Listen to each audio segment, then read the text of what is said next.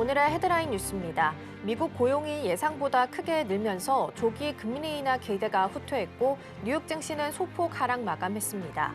비농업 고용이 13만 명 증가해 전망치를 웃돌자 장 초반 상승했던 지수는 금리 인하 지연 우려에 장 후반 하락 전환했습니다.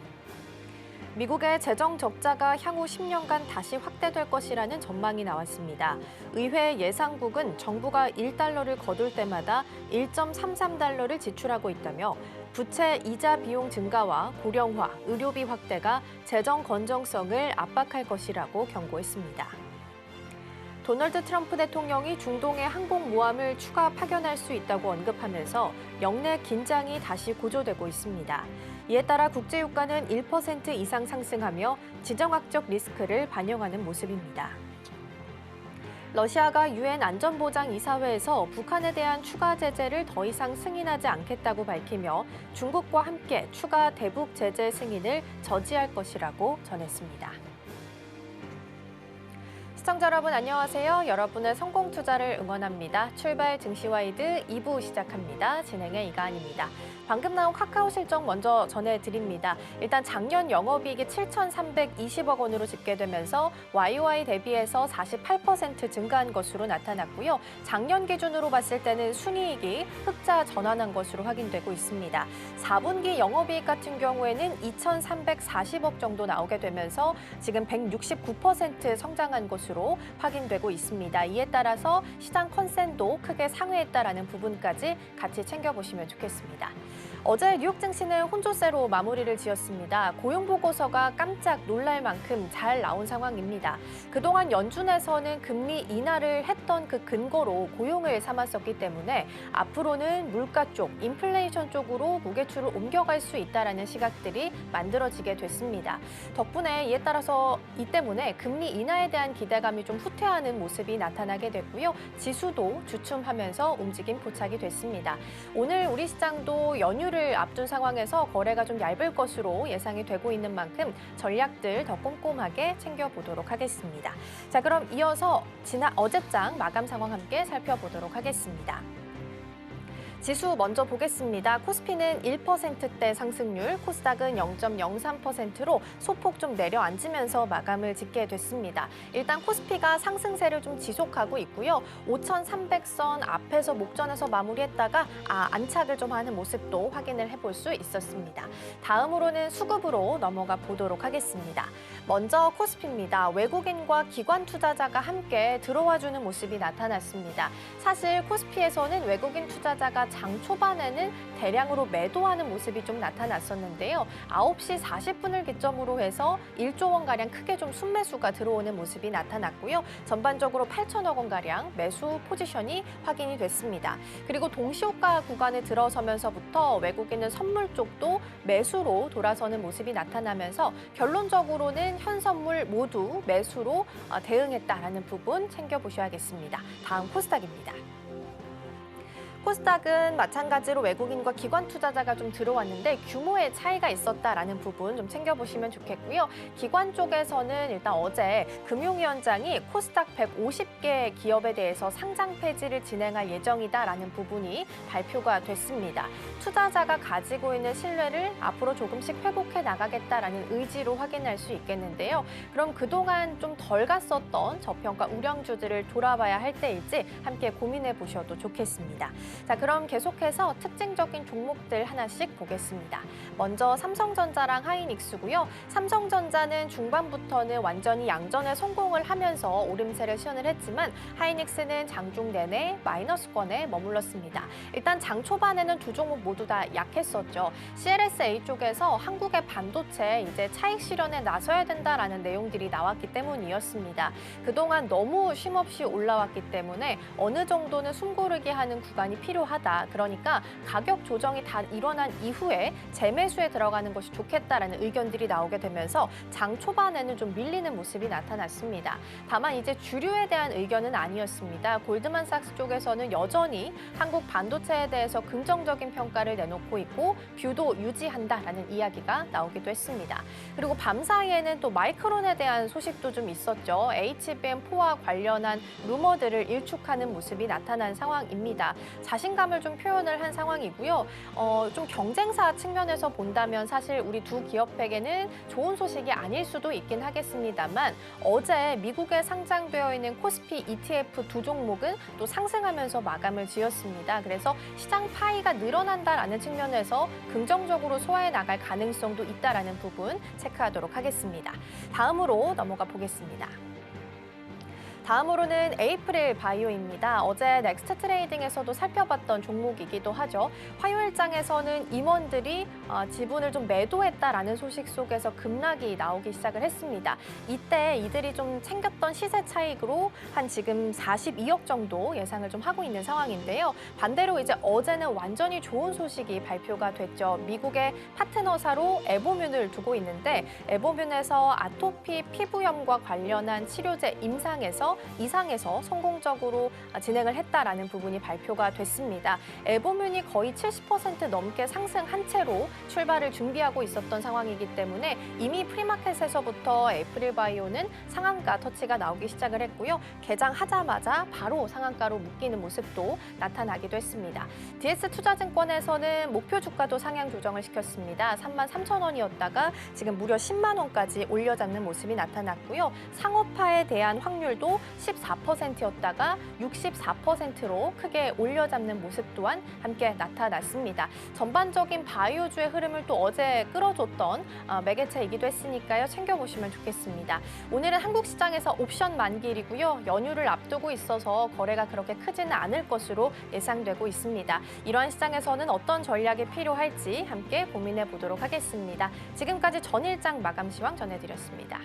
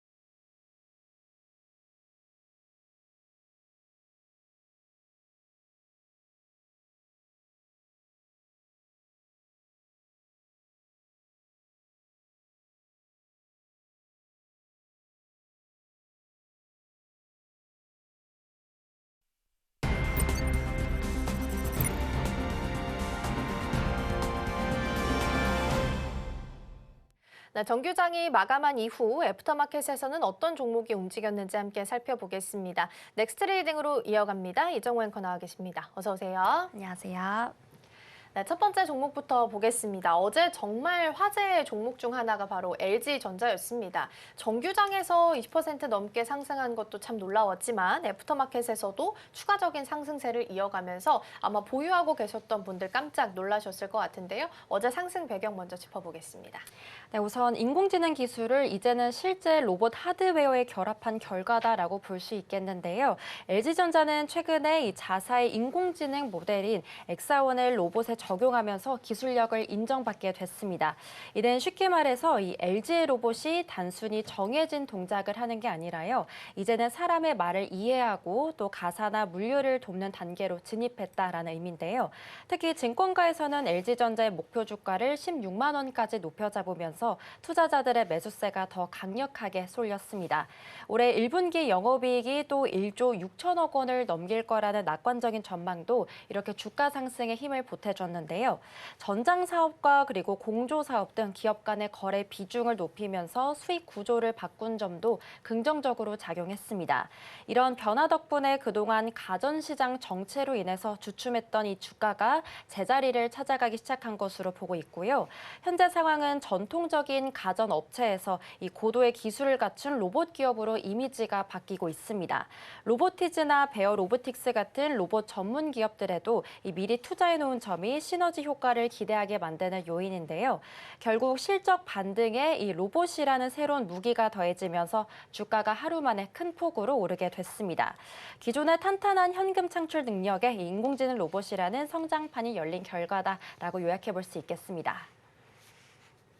네, 한마디로 LG전자에 새롭게 로봇이라는 피지컬 AI라는 모멘텀이 묻게 됐다라는 부분으로 정리해 볼 수 있을 텐데요. 그러면 앞으로 실제적으로 이루어질 전망, 장기적인 전망은 우리가 어떻게 예상해 볼 수 있을까요? 네, LG전자는 이제 기존에 전 세계에 깔려있던 수억 대의 가전기기예요. 이 로봇과 연결하는 이 거대한 플랫폼 기업으로 변모하고 있습니다. 우선 최근 시범 운영 중인 이 자율주행 로봇 유봇은요, 건물의 온도와 장비 상태를 스스로 수집하면서 기술력을 증명해 주고 있는데요. 이는 앞으로 로봇이 단순히 물건을 나르는 걸 넘어서서 이 건물 전체를 관리하는 지능형 서비스로 발전할 수 있음을 보여주게 됐습니다. 여기서 우리가 기대해 볼 수 있는 건요, 이 공장 자동화나 또 물류센터 등 산업용 로봇 시장에서 빠른 매출 성장입니다. 인공지능 기술인 이 엑사원을 탑재한 로봇들이 실제 현장에 배치가 되면 인건비 절감과 그리고 효율성 향상이 동시에 가능해지는데요. 증권가에서는 현재 주가 수준이 여전히 실제 가치보다 낮기 때문에 앞으로 더 오를 여유가 있다라고 분석하고 있습니다. 또 미국과 멕시코로 생산 기지를 옮겨서 이 관세에 대한 위험도 낮추고 또 가격을 올린 전략도 올해 수익성을 더 좋게 만들 것으로 보고 있는데요. 현재 자동차 전장 사업에서 이미 안정적인 수입을 또 내고 있다 보니까 전체 실적 또한 견고하게 유지될 것으로도 보고 있습니다. 이번 변화는 LG전자가 이렇게 앞으로 10년 동안의 먹거리를 확보한 과정이라고 볼 수 있겠고요. 결국 인공지능 로봇 시장이 커질수록 이를 제어해주는 플랫폼 기술을 가진 LG전자의 가치는 더더욱 돋보일 것으로 보고 있습니다. 네, 일단 로봇이라는 새로운 또 모멘텀이 붙어주면서 어제 주가가 대량 거래 동반하면서 길게 장대 양봉을 좀 세웠습니다. 근데 LG전자는 또 이러한 부분들을 추가적으로 끌고 가는 힘이 좀 부족한 종목이라서 앞으로 랠리가 가능할 수 있을지는 조금 더 지켜보셔야 되지 않을까 싶습니다. 다음 종목으로 넘어가서 한전산업 살펴보겠습니다. 어제 이제 원전주들 강세 보이고 있다라고 이제 코너에서 전달 드린 바가 있었는데 한전산업은 애프터마켓에서도 18% 넘게 상승을 했습니다. 장중 신고가 터치도 나왔는데 자세한 내용 먼저 살펴보시죠. 네, 우선 한국과 미국 간의 이 원자력 협력이 구체화되면서요, 원전주 쪽의 수혜 기대감이 굉장히 커졌습니다. 우선 외교부에서 핵 추진 잠수함과 그리고 우라늄 재처리 등 안보 분야 협의를 위해서 미국의 대표단이 우리 한국을 방문한다라고 밝힌 게 또 발단이 됐습니다.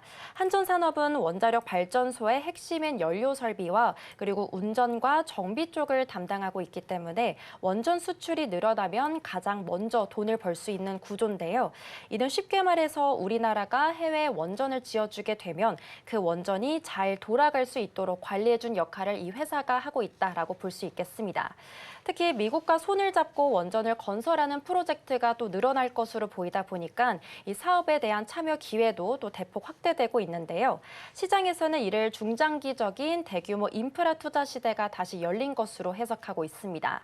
한전산업은 또 발전 설비 유지 보수 분야에서도 독보적인 기술력을 갖춘 한전 계열사다 보니까 이 실적도 현재 매우 안정적입니다. 이번 협력을 통해서 앞으로는 국내를 넘어서 글로벌 시장에도 이 K 원전의 운영을 책임질 중요한 역할을 해줄 것으로 보이고 있고요. 또 현재 상황은 인공지능 데이터 센터 때문에 전기가 계속 부족하다 보니까 이 원자력 발전 쪽의 가치가 다시 재조명받고 있습니다. 주가는 이러한 우호적인 환경 속에서 외국인과 기관의 강력한 매수세가 현재 계속 들어와 주고 있고요. 결국 이렇게 원전 동맹이라는 거대한 바람이 어제 주가를 굉장히 강하게 또 끌어올려줬습니다. 네, 대미 투자에 있어서도 원전이 1번이다라고 이야기가 나온 상황이다 보니까 주목도가 높았고요. 어제 전반적인 흐름을 봤을 때는 두에벨 같은 큰 종목들이 좀 약했고 오히려 중소형단에서 강한 시세가 좀 나왔다라는 부분 챙겨드리겠습니다. 자, 그러면 이제 유지보수, 그러니까 원전에 있어서도 MRO와 관련된 사업들도 좀 커지고 있는 상황인데요. 향후 K 원전 수출에 따른 실적 기대 효과는 어느 정도로 볼 수 있을까요? 우선 한전산업은요, 이제 국내 시장을 넘어서서 전 세계 원전의 운영과 관리를 책임져주는 이 서비스 기업 쪽으로 나아가고 있습니다. 원자력 발전소는 짓는 것도 중요하지만요, 이 수십 년 동안 안전하게 관리해주는 유지보수 쪽 매출이 훨씬 더 크고 지속적입니다. 앞으로 우리 정부가 추진 중인 해외 원전 수주가 성공할 때마다 이 한전산업의 일감도 눈덩이처럼 불어날 가능성이 매우 큰데요. 이는 한 번 계약하면 30 30년 이상 꾸준하게 돈이 들어오는 마치 연금 같은 수익 구조가 완성된다라고 볼 수 있겠습니다. 특히 미국의 원전 기술과 또 한국의 건설 그리고 관리 능력이 합쳐지게 된다면 세계 시장에서 압도적인 경쟁력을 갖추게 될 것으로 보이고요. 증권가에서는 이렇게 전력 수요가 폭발하고 있는 지금 같은 시기에는 원전 인프라 관련주들이 가장 확실한 수혜주가 될 것이다라고도 보고 있습니다. 또 노후 발전소의 수명을 늘리거나 또 부품을 교체하는 수요도 꾸준히 늘고 있습니다. 그렇기 때문에 이 회사의 기초 체력도 갈수록 더 튼튼해질 전망이고요. 점점 더 에너지 안보가 중요해진 상황이다 보니까 이렇게 원전 확대라는 큰 흐름 자체는 꺾이지 않을 것으로 보이고 있습니다. 결국 전 세계적인 전력난을 해결할 수 있는 유일한 대안책으로 원전이 꼽히고 있다 보니까 이 회사의 장기 전망 또한 매우 밝다고 볼 수 있겠습니다. 네, 어제 중소형단도 강했고 원전을 지어줄 수 있는 모멘텀이 있는 건설주까지 같이 강세를 보였기 때문에 흐름 좀 같이 보시면 좋겠습니다. 그리고 추가적으로 핵잠이나 핵연료 재처리 관련해서 미국 대표단의 방한 일정도 어제 공개가 됐습니다. 2월 말에서 3월 초 정도 예상이 좀 되고 있어서 이 일정 맞춰서 추가적인 움직임 나올 수 있다라는 부분도 체크하시면 좋겠습니다. 다음으로 넘어가서 한미약품 살펴보도록 하겠습니다. 52주 신고가를 어제 기록을 좀 하기도 했습니다. 자세한 상승 배경 먼저 살펴주시죠. 네, 결론부터 말씀드리자면요. 역대 최대 실적을 달성한 것과 함께 또 신약 비만 치료제 출시가 임박했기 때문입니다. 한미약품은 지난해 영업이익이 전년보다 19% 넘게 늘어나면서요. 창사 이래 가장 좋은 성적표를 받게 됐습니다. 고지혈증 치료제인 로수젯 같은 자체 개발 의약품이 이 시장에서 압도적인 점유율을 기록하면서 이익을 견인해 준 건데요. 특히 투자자들이 열광하고 있는 부분은 올해 하반기에 출시될 예정인 한국형 비만 신약 에페글레나타이드입니다. 이는 쉽게 말해서 전 세계적으로 유행하고 있는 비만약을 우리 기술로 직접 만들어서 국내 시장에 먼저 공급한다는 건데요. 이렇게 전문 경영인 체제가 또 안정적으로 자리를 잡으면서 의사결정이 빨라지고 연구 개발의 결실이 숫자로 나타나기 시작했습니다. 파트너사인 미국 MSD 측에서도 이 한미약품의 신약을 핵심 자산으로 직접 지목하면서 그간 있었던 개발 중단 우려를 씻어낸 점도 주요했습니다. 해외 시장에서도 이 로열티 수입이 늘어나면서 수익성도 견조하다라는 평가를 받고 있고요. 현재 상황은 기관 투자자들이 이렇게 52주 신고가 부근에서도 주식을 계속 사들일 정도로 기대감이 매우 커지고 있는 상황입니다. 증권가에서도 실적과 신약이라는 완벽한 조합을 갖췄다면서 올해 목표 주가를 또 72만 원까지 크게 늘렸습니다. 결국 오랫동안 투자해왔던 이 연구 개발 노력이 실제 수익과 신약 허가라는 결과물로 돌아오면서 주가를 끌어올리게 됐습니다. 네, 한미약품에서 또 기대하는 부분 중에 하나가 비만 치료제 시장에 대한 부분입니다. 그리고 GLP-1 계열로 봤을 때 상용화가 가장 빠를 것으로 예상되고 있는 기업이 지금 한미약품이라서 지금 긍정적인 시각들이 모아지고 있는 상황인 것 같은데요. 중장기적인 전망은 어떻게 파악을 해볼까요? 네, 맞습니다. 한미약품은 이제 단순한 제약사를 넘어서서요, 이 글로벌 신약 개발 기업 쪽으로 체급을 확실하게 더 키우고 있습니다. 자체 공장에서 직접 약을 생산하고 있기 때문에 이 수입약인 위고비나 마운자로보다 훨씬 싼 가격에 공급할 수 있다는 점이 가장 큰 장점입니다. 이는 비싼 약값 때문에 그동안 망설이고 있었던 국내 소비자들을 빠르게 흡수해서 이 시장 점유율을 순식간에 높일 수 있다라는 뜻이기도 하는데요. 앞으로 주목해야 될 점은 올해 상반기에 발표될 지방간염 치료제 임상 2상 결과입니다. 여기서 만약 좋은 데이터가 나오게 된다면 글로벌 제약사로부터 거액의 보너스를 받는 건 물론 기업 가치가 단숨에 조 단위로 뛸 수 있게 되고요. 또 증권가에서는 이렇게 한미약품의 비만 치료제 프로젝트가 국내 매출만 연간 1,000억 원 이상은 거뜬히 기록할 것으로도 보고 있습니다. 고혈압이나 당뇨처럼 한 번 먹기 시작하면 꾸준히 소비해야 되는 이 만성질환 약 비중이 높다 보니까 이익의 안전성 또한 뛰어나고 있는 상황인데요. 다만 정부의 약값 인하 정책이나 또 글로벌 제약사들의 국내 시장 공세는 향후 수익성에 영향을 줄 수 있는 요소이긴 합니다. 하지만 이미 8년 연속 국내 처방 1위를 기록할 정도로 이 강력한 영업망을 갖추고 있기 때문에 이 부분에 대해서는 충분히 방어가 가능하다라는 시선도 나오고 있습니다. 이번 신약 출시는 이렇게 한미약품이 해외 시장 시장에서도 당당하게 경쟁할 수 있는 기술을 가졌음을 입증해주고 있고요. 결국 탄탄한 기존 제품 실적에 이 비만이라는 거대한 시장의 매출까지 더해지면서 회사는 앞으로 전성기를 계속 보여줄 것으로 해석됩니다.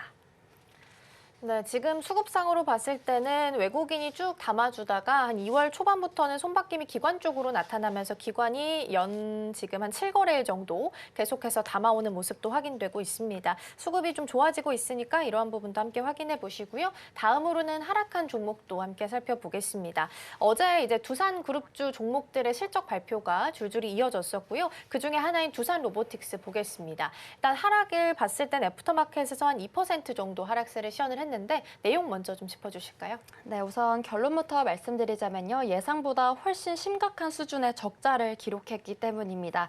어제 장 마감 이후에 공시된 내용을 살펴보면 지난해 영업 손실이 600억 원에 육박했습니다. 그러면서 적자 폭이 전년보다 44%더 커지게 됐는데요. 매출액도 재작년보다 30% 가까이 줄어들게 되면서 이 시장에 큰 실망감을 안겨주게 됐습니다. 이는 쉽게 말해서 로봇을 만들어서 팔던 이 돈보다 이 연구개발이나 운영에 쓴 비용이 훨씬 더 많았다라는 해석인데요.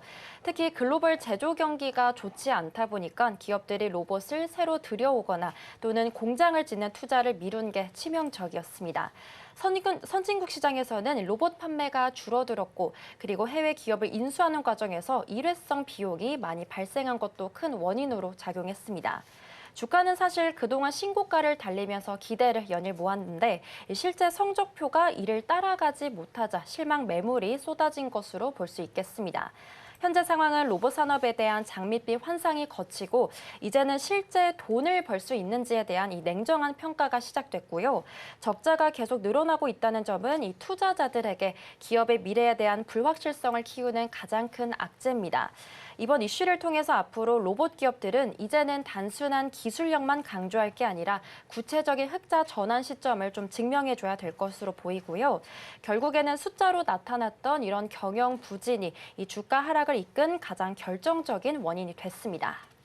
네, 즉 팔면 팔수록 손해가 난다라는 구조로 나타났다라는 거고요. IPO 당시에는 사실 2026년이 되면 이익을 낼 수 있을 것이다라고 이야기를 좀 해놨었는데 회사에서 나왔던 내용들 보니까 구체적인 실적에 대한 목표치, 올해에 대한 목표치가 제시가 되지 않았습니다. 이러한 부분도 아마 투자자 입장에서는 우려감을 키우는 포인트가 되지 않았을까 싶고요. 일단 올해를 성장의 원년으로 삼는다라고 이야기는 꺼내놨습니다. 앞으로 흑자 전환에 대한 가능성은 어느 정도로 좀 보고 있을까요?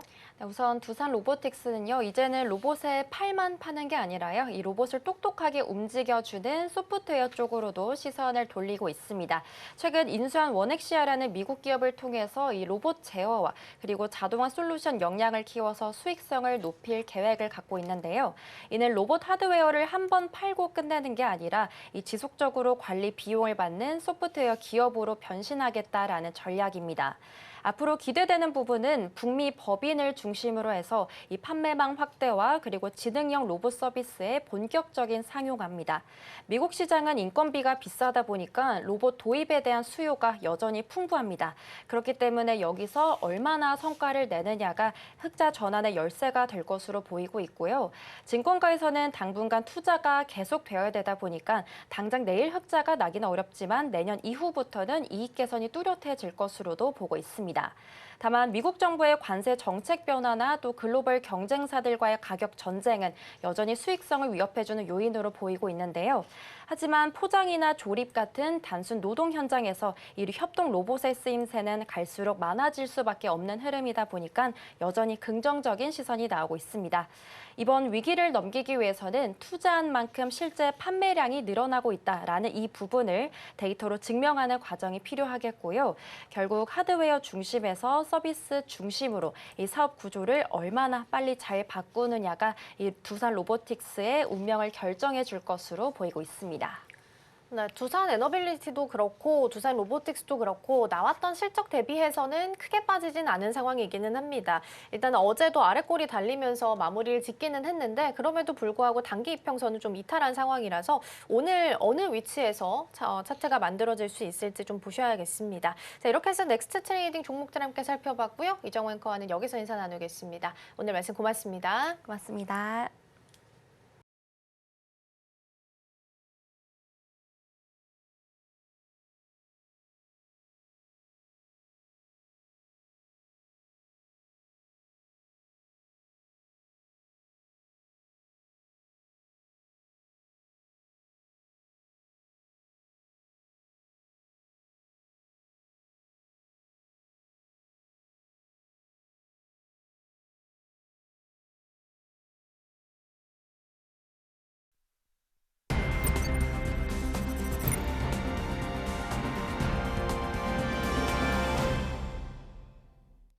증권가들이 바라보는 종목에 대한 시선들 함께 살펴보겠습니다. 와이드 리포트 시간입니다. 오늘 제가 가지고 온 리포트는 CJ 대한통운에 대한 유안타 증권의 시선 가지고 왔습니다. 리포트 제목 살펴보니까요. 실적 성장 국면 진입인데요. 최근 이 정부권에서는 새벽 배송 규제가 14년 만에 풀릴 것이다라는 인식들이 좀 나오게 되면서 CJ 대한통운도 이 안에서 구조적인 수혜주로서의 관심을 받아가고 있습니다. 증권가에서는 CJ 대한통운의 목표 주가를 줄줄이 올려잡는 분위기고요. 유안타 증권도 매수 유지 의견, 목표 주가 17만 원으로 상향 조정했습니다. 그렇다면 4분기 실적부터 자세히 살펴보도록 하겠습니다. 우선 4분기 매출은 3조 1,771억 원을 기록하면서 전년 대비 0.5%의 상승을 기록했습니다.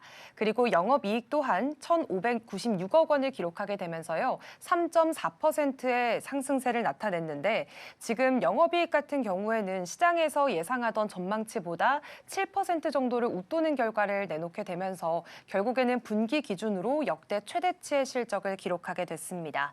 이제는 확실히 실적 개선이 확인됐다라는 점들이 이번 4분기에서 나타나게 됐고요. 사업부별로 보면 그 흐름들은 더욱더 분명합니다.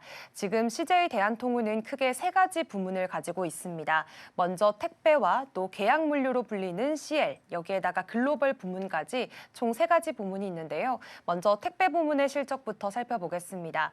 택배는 이번 4분기 매출이 9,970억 원, 전년 대비 4.8% 상승했고요. 그리고 영업이익은 6,160억 원을 기록했는데 전년 대비해서 마이너스 11%, 그러니까 영업이익이 조금 좋지 않게 나왔습니다. 그런데 이렇게 영업이익이 줄어든 이유를 살펴보니까 추석 시기를 인식하는 그 차이에 따라서 일시적인 원가 부담이 잡혔기 때문으로 해석을 하고 있습니다. 만약에 이 부분을 제외를 하게 된다면 단위 원가 자체는 개선되는 흐름들을 나타냈고요. 여기서 더 중요한 건 사실 물동량입니다. 이 물동량 부분을 살펴보시면 전년 대비해서 5.5% 증가한 모습들이 나타났고 시장 점유율도 살펴보니까 지금 CJ 대한통운이 이 물류 안에서 시장 점유율이 44.7%로 1년 만에 지금 2%포인트나 오른 모습들이 나타났습니다. 결국에 지금 택배 시장 안에서 점유율이 오르고 있다는 건 경쟁에서 점차 점유율을 뺏어오면서 이기고 있다는 뜻으로 해석이 되고 있습니다. 그 중심에 있는 게 바로 지금 CJ 대한통운이 실시하고 있는 주 7일 배송 서비스 매일 오네가 있는데요. 지금 4분기 택배 물동량을 살펴보니까 4억 5,500만 박스가 잡히게 되면서 7% 넘게 늘어나는 흐름들을 보였습니다. 특히나 일요일 배송에 대한 수요가 굉장히 늘었고요. 출산이나 육아, 식품처럼 굉장히 빠른 배송이 필요한 부문에서 급증세가 나타났습니다. 결국에는 서비스 이런 경쟁력 자체가 숫자로도 확인된 부분들이 드러나게 됐고요. 다음 부문은 바로 CL 부문 살펴보겠습니다. CL은 계약 물류라고도 하는데요. 지금 매출 같은 경우에는 8,654억 원, 전년 대비 10% 상승을 했지만 영업이익은 477억 원으로 이익 같은 경우에는 줄어들게 됐습니다. 역시나 이게 그 전년도에서는 항만 관련한 일회성 이익이 잡혔는데 이번 연도에서는 이게 빠지다 보니까 기저효과 때문으로 해석이 되고 있고요. 구조 자체가 나빠졌다라기보다는 비교 기준군이 좀 높았던 영향으로 해석이 되고 있습니다. 그 외에도 대형 고객사의 수주는 계속해서 나타나고 있기 때문에 외형 자체는 확대가 되고 있다. 이 부분의 경우에는 일회성 이익이기 때문에 이번에 실적이 좀 부진했던 거는 그럴 수 있다라는 이야기들이 좀 나오고 있습니다. 다음으로 살펴보시면 글로벌 부문 넘어가 보도록 하겠습니다. 글로벌 부문은 매출이 1조 812억 원 기록했고요. 영업이익이 383억 원 기록하면서 이익 역시나 37% 정도 상승하는 모습들을 나타내기도 했습니다. 매출 자체는 전년 대비했을 때 좀 줄긴 했는데요. 그래도 이익이 좀 급증했다라는 측면에서 긍정적으로 해석을 해볼 수가 있겠습니다. 유안타 증권의 경우에는 지금 CJ 대한통운이 2026년부터는 성장 전환점에 접어들 것이다라고 판단을 좀 내리고 있는 상황입니다. 그 핵심 이유로는 크게 세 가지를 꼽고 있는 상황인데요. 그 내용들 자세하게 짚어보도록 하겠습니다. 지금 이렇게 성장 전환점이 될 것이다라는 이유 첫 번째로는 물동량과 점유율 확대가 지속될 것으로 보고 있기 때문입니다. 앞서 살펴봤듯이 지금 택배 부문에서 물동량도 늘어났고 시장 점유율도 점점 더 확대해가는 흐름들이 나타났는데 이게 올해에도 이어질 것이다라는 분석이고요. 그리고 두 번째로는 원가율 자체도 개선이 되고 세 번째 이유로는 서비스 믹스도 개선이 되다 보면서 수익성 자체가 크게 좋아질 것으로 점치고 있습니다. 특히나 지금 최종 소비자 배송 물량이 늘어나게 된다면 결국에는 단가가 높은 서비스의 비중이 더욱더 커지게 됩니다. 그렇다 보면 자연스럽게 대한통운 측면에서는 조금 더 높은 수익성을 가지고 갈 수 있는 구조들이 나타나게 되고요. 더 많이 배송을 하게 되면서 수익성도 더 좋아지게 되는 겁니다. 지금 결국 CJ 대한통운은 이 세 가지 축 모두가 올해에는 개선이 될 것으로 보고 있습니다. 택배와 CL 그리고 글로벌 부문에서 모두 개선세가 나타날 것으로 확인이 되고 있고 최근에는 앞서 잠시 언급을 드렸던 정책에 대한 변수도 있습니다. 대형마트 이 새벽 배송 규제가 이제 완화될 것으로 점쳐지게 되면서요. 앞으로 법이 개정이 된다면 새벽 배송에 대한 수요도 더욱더 증가하게 되겠습니다. 결국 CJ 대한통운 같은 경우에는 앞서 살펴봤던 주 7일 배송 서비스를 이미 갖추고 있는 기업이기 때문에 이런 새벽 배송 규제가 풀리게 된다면 더욱더 물동량이 늘어날 수도 있다라는 기대감들이 커지고 있는 상황입니다. 결국에는 지금 정책에 대한 기대감이 주가도 함께 끌어올리고 있는 상황이고 증권사들도 목표 주가 연이어 상향하는 모습들 나타납니다. 유한타증권도 마찬가지로 CJ 대한통운의 목표 주가 17만 원으로 올려잡는 모습들이 나타났는데요. 그렇다면 어제장의 분위기도 함께 살펴보겠습니다. 네, 어제장의 주가 흐름 살펴보시면 CJ 대한통운 6.5%가량 오르면서 14만 5,700원 선에서 거래를 마쳤습니다. 우선 이번 4분기 실적이 시장이 예상했던 그 기대치보다 훨씬 뛰어넘는 결과들을 나타내게 됐고요. 지금 택배 점유율 자체도 점점 넓혀가고 있다는 점에서 택배 시장 내에서도 정말 대장주로서의 역할을 하고 있다는 모습들 보여지고 있습니다. 그리고 올해에는 구조적인 성장세도 보여지고 있기 때문에 여기에다가 만약 정책 기대감까지 실제로 더해지게 된다면 앞으로 CJ 대한통운은 더욱더 수익성이 개선될 수밖에 없다라는 기대감 나오고 있습니다. 다만 최근에는 단기적으로 좀 주가가 급등을 했었기 때문에 단기 변동성에 대한 부분들은 유의해 보실 필요가 있어 보입니다. 지금까지 와이드 리포트였습니다.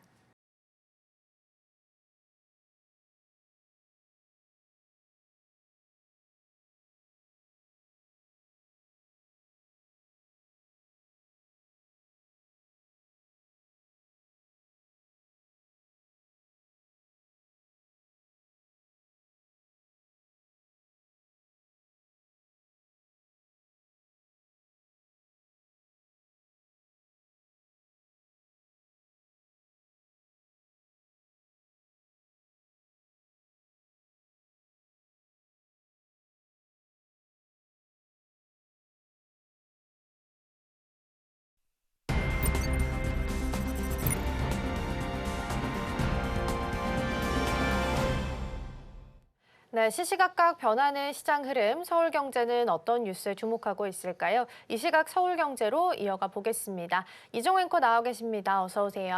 안녕하세요.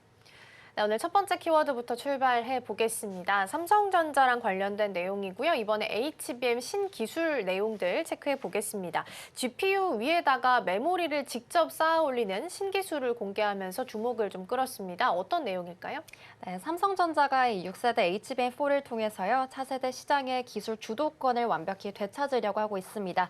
말씀해주신 대로 가장 눈길을 끄는 건 이 GPU 위에다가 HBM을 수직으로 쌓는 ZHBM입니다. 이건 기존 방식보다요, 성능과 전력 효율을 무려 4배나 끌어올리는 혁신적인 기술이다라고 볼 수 있겠는데요. 그동안 삼성이 잠시 보여주지 못했던 이 세계 최고의 기술력을 다시 한번 시장에 확실하게 각인시켜주게 됐습니다.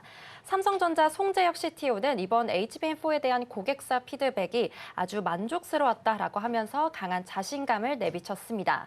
이번 승부수에게는 크게 3가지 핵심 무기가 있습니다. 우선 첫 번째로는요, 이달부터 양산에 들어가는 HBM4입니다. 엔비디아의 차세대 칩에 탑재되면서 화려한 복귀를 알렸죠. 이는 작년 하반기부터 준비해왔던 검증 절차가 성공적으로 마무리되었음을 의미하고요. 이 실적 개선의 핵심 축으로 될 것으로 보고 있습니다. 그리고 두 번째로는 고객 맞춤형으로 설계해서 이 성능을 2.8배 높인 삼성 커스텀 HBM입니다. 고객사가 원하는 연산 기능을 메모리 칩 내부에 직접 구현함으로써 전력 소모는 낮추고 데이터 처리 속도는 획기적으로 높인 게 특징이고요. 마지막 세 번째로는 업계 최고 수준의 데이터 처리 속도입니다. 초당 11.7기가비트를 달성해서 기술적 한계를 다시 한번 뛰어넘었는데요. 이는 국제 표준보다도 훨씬 더 빠른 속도다 보니까 대규모 AI 모델을 운용하는 빅테크 기업들에게는 상당히 매력적인 선택지로 작용이 되고 있습니다. 송 사장은 이 HBM4는 기술적으로 최고다라고 강조하면서 차세대 HBM4E와 그리고 HBM5에서도 반드시 1위를 차지하겠다라고 선언했는데요. 현재 엔비디아를 뚫은 이 신무기들은 이 AI 연산의 병목 현상을 해결할 가장 강력한 대안으로 평가받고 있습니다. 업계에서는 이렇게 삼성이 준비 중인 CHBM과 ZHBM이 상용화되면 경쟁사들과의 격차를 더 크게 벌릴 것으로 보고 있습니다. 네, 이제 어제 세미콘 코리아가 열렸고 이 자리에서 다양한 로드맵들이 공개가 되면서 삼성 스타일의 커스텀 HBM에 대한 이야기가 나오게 된 거고요. CHBM, ZHBM이라는 새로운 용어가 등장하게 된 거다라고 보시면 되겠습니다. 어쨌든 삼성 스타일로 커스텀 HBM을 만들게 된다면 ASIC 시장이 열리는 것과 발맞춰서 갈 수 있을 것으로 보이는데요. 파급력은 어느 정도로 예상해 볼 수 있을까요? 네, 이제 삼성 커스텀 HBM은요, 이 AI 반도체 고객사 맞춤형으로 설계를 하면서 성능을 극대화하는 마치 게임 체인저가 될 것이다라고 볼 수 있겠습니다. 쉽게 말해서 구글이나 마이크로소프트가 독자 개발한 칩에 가장 잘 호환될 수 있도록 이 메모리를 맞춤 제작해 주는 건데요. 이렇게 설계된 맞춤형 HBM은 동일한 전력을 씀에도 불구하고 기존보다 2.8배 높은 퍼포먼스를 낼 수 있게 됩니다. 여기에 GPU 위에다가 HBM을 3D로 수직 적층하는 ZHBM 기술이 더해지면서 혁신의 폭이 더더욱 커지고 있습니다. ZHBM은 피지컬 AI 시대의 필수적인 대역폭과 전력 효율 문제에서 다시 한번 더 큰 도약을 이뤄낼 것으로 보고 있고요. 삼성은 이 칩을 범프 없이 직접 접합하는 하이브리드 코퍼 번딩 기술로 통해서 이 데이터 교환 속도는 더 높이고 발열은 20% 이상 줄이게 됐습니다. 그리고 이 CTO는 가장 좋은 기술력으로 대응했던 삼성의 원래 모습을 다시 보여주는 거다라고 말하면서 이 주도권 탈환에 대해서도 강한 의지를 보여줬습니다. 이미 HBM4E와 그리고 HBM5 등 차세대 제품군에서도 업계 1위로 거듭나기 위한 로드맵을 현재 확정한 상태인데요. 결국 삼성은 이제 단순한 부품 공급자를 넘어서서 이 차세대 AI 시스템 아키텍처를 주도하는 기업으로 변모하고 있습니다. 시장은 이제 이렇게 삼성이 내놓을 차세대 제품들이 또 가져올 인공지능 연산의 진화를 설레는 마음으로 지켜보고 있습니다. 네, 그동안 HBM에 있어서는 SK 하이닉스에 상대적으로 좀 뒤진다라는 평가가 많이 있었는데 이걸 완전히 좀 바꿔줄 수 있는 반전의 카드들을 공개했다라고 보시면 될 것 같고요. HBM은 본래 이제 GPU 옆에다가 위로 쌓아 올리는 구조였다면 말씀해 주신 ZHBM 같은 경우에는 GPU 위에다가 적층하는 구조로 가게 된다라고 정리해 보겠습니다. 앞으로에 대한 로드맵들이 많이 공개가 됐습니다. 이 자리에서 HBM5에 대한 이야기도 나왔는데 어떤 내용들 체크해 볼까요? 네, 우선 삼성전자는 현재 성능과 용량 모든 면에서 이 경쟁사들이 따라오기 힘든 실력 차이를 보여주고 있습니다. HBM4에 10나노 6세대 D램을 적용해서요. 데이터 처리 속도를 초당 11.7기가비트까지 끌어올리는 게 이 업계에서도 독보적인 수준이다라는 평가가 나오고 있습니다. 이는 표준 규격보다 37% 빠른 속도인데요.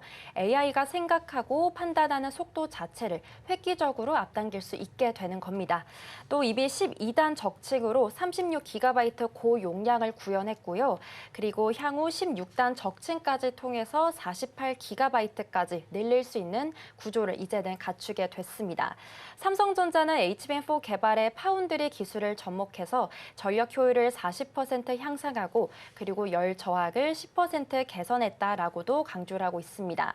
고객사들이 삼성의 HBM4 기술에 대해서 아주 만족스럽다라고는 피드백을 보낸 것도 바로 이런 압도적인 스펙 덕분인데요.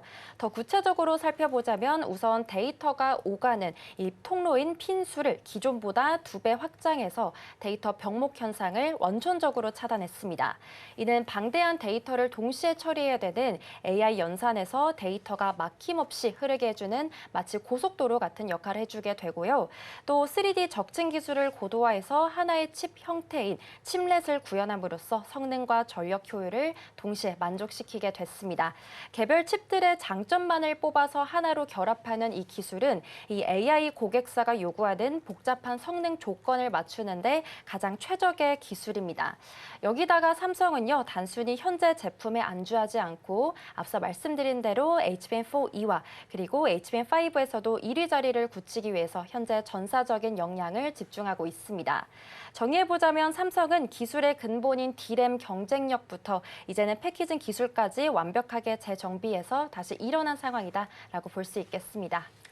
네, 세미콘 코리아 행사장에서 발표가 나왔습니다. 한 550여 개의 기업이 참석한 자리에서 직접 발표가 나온 상황이기 때문에 시장에서는 이 정도면 기술 검증까지 끝낸 거 아니냐라는 목소리도 나오고 있습니다. 기대감이 높아지는 자리에 있고요. 오늘 삼성전자는 한 1.7% 상승불 켜져 있는 상황입니다. 넘어가서 다음으로 두산 에너빌리티 살펴보도록 하겠습니다. 우리 기술로 개발된 가스터빈이 이제 실제 발전소에 도입된다라는 부분들이 인상적이었습니다. 수주 소식이 좀 들려온 거고요. 구체적인 계약 규모들 함께 좀 체크해 볼까요? 네, 말씀해주신 대로 두산 에너빌리티가 이제 우리 기술로 만든 대형 가스터빈 3기를 이 국내 발전소에 공급하게 됐습니다. 이번 계약을 통해서 경남 하동군에 건설되는 1000메가와트급의 하동 복합 발전소에 이 가스터빈 2기를 공급하게 되고요. 그리고 경기 고양시에 조성되는 500메가와트급 고양 창릉 열 병합 발전소에 1기를 공급하게 됩니다. 가스터빈은 쉽게 말해서 이 천연가스를 태워서 전기를 만드는 엔진인데요. 기계공학의 꽃이다라고 불릴 정도로 만들기가 굉장히 까다로운 장비입니다. 두산 에너빌리티는 그동안 수입에 의존해왔던 이 핵심 설비를 국산화하는 데 성공했습니다. 그러면서 이번에는 실제 대규모 납품까지 이렇게 연결된 거고요. 이번 프로젝트를 통해서 두산은 발전기 그리고 부속 설비까지 한꺼번에 공급하면서 에너지 자립도를 높이는 성과를 내게 됐습니다. 여기서 주목해야 될 점은요. 이 두산 에너빌리티가 세계에서 5번째로 대형 가스터빈 독자 개발에 성공한 기업이라는 겁니다.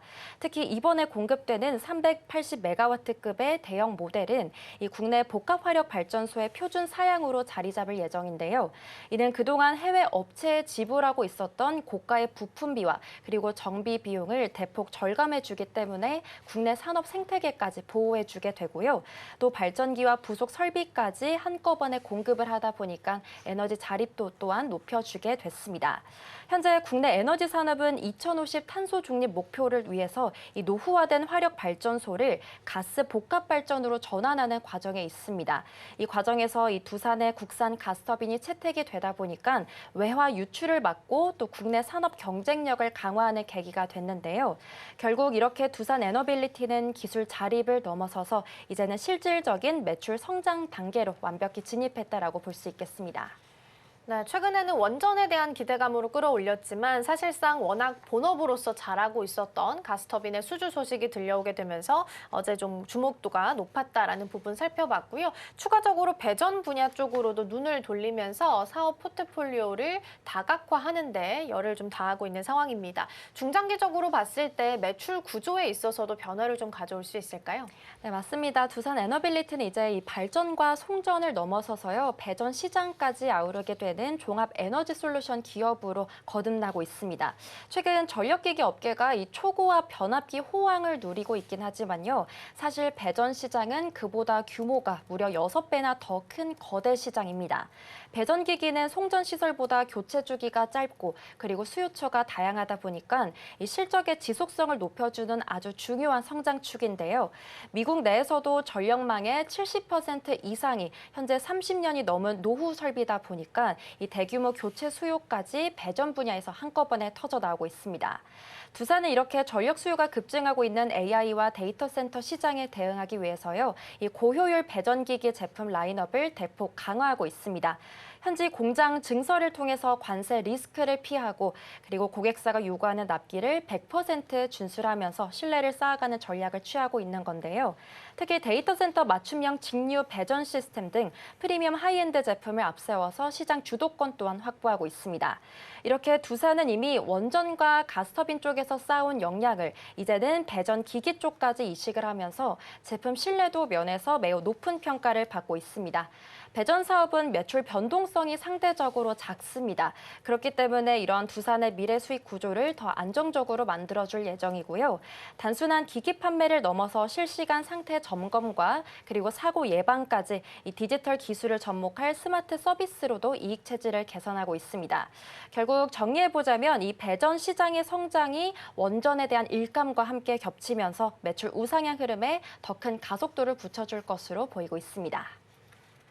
네, 일단 두산 에너빌리티는 여러 가지 사업의 포트폴리오를 다각화하면서 중장기적으로 봤을 때는 굉장히 좋은 이야기들이 좀 들려오고 있는 상황입니다. 근데 중요한 건 사실 실적에 대한 부분입니다. 어제는 아쉬운 부분들이 꽤 많이 나온 상황이라서 앞으로를 봤을 때 실적 성장에 대한 핵심적인 모멘텀은 어떤 부분들이 있을까요?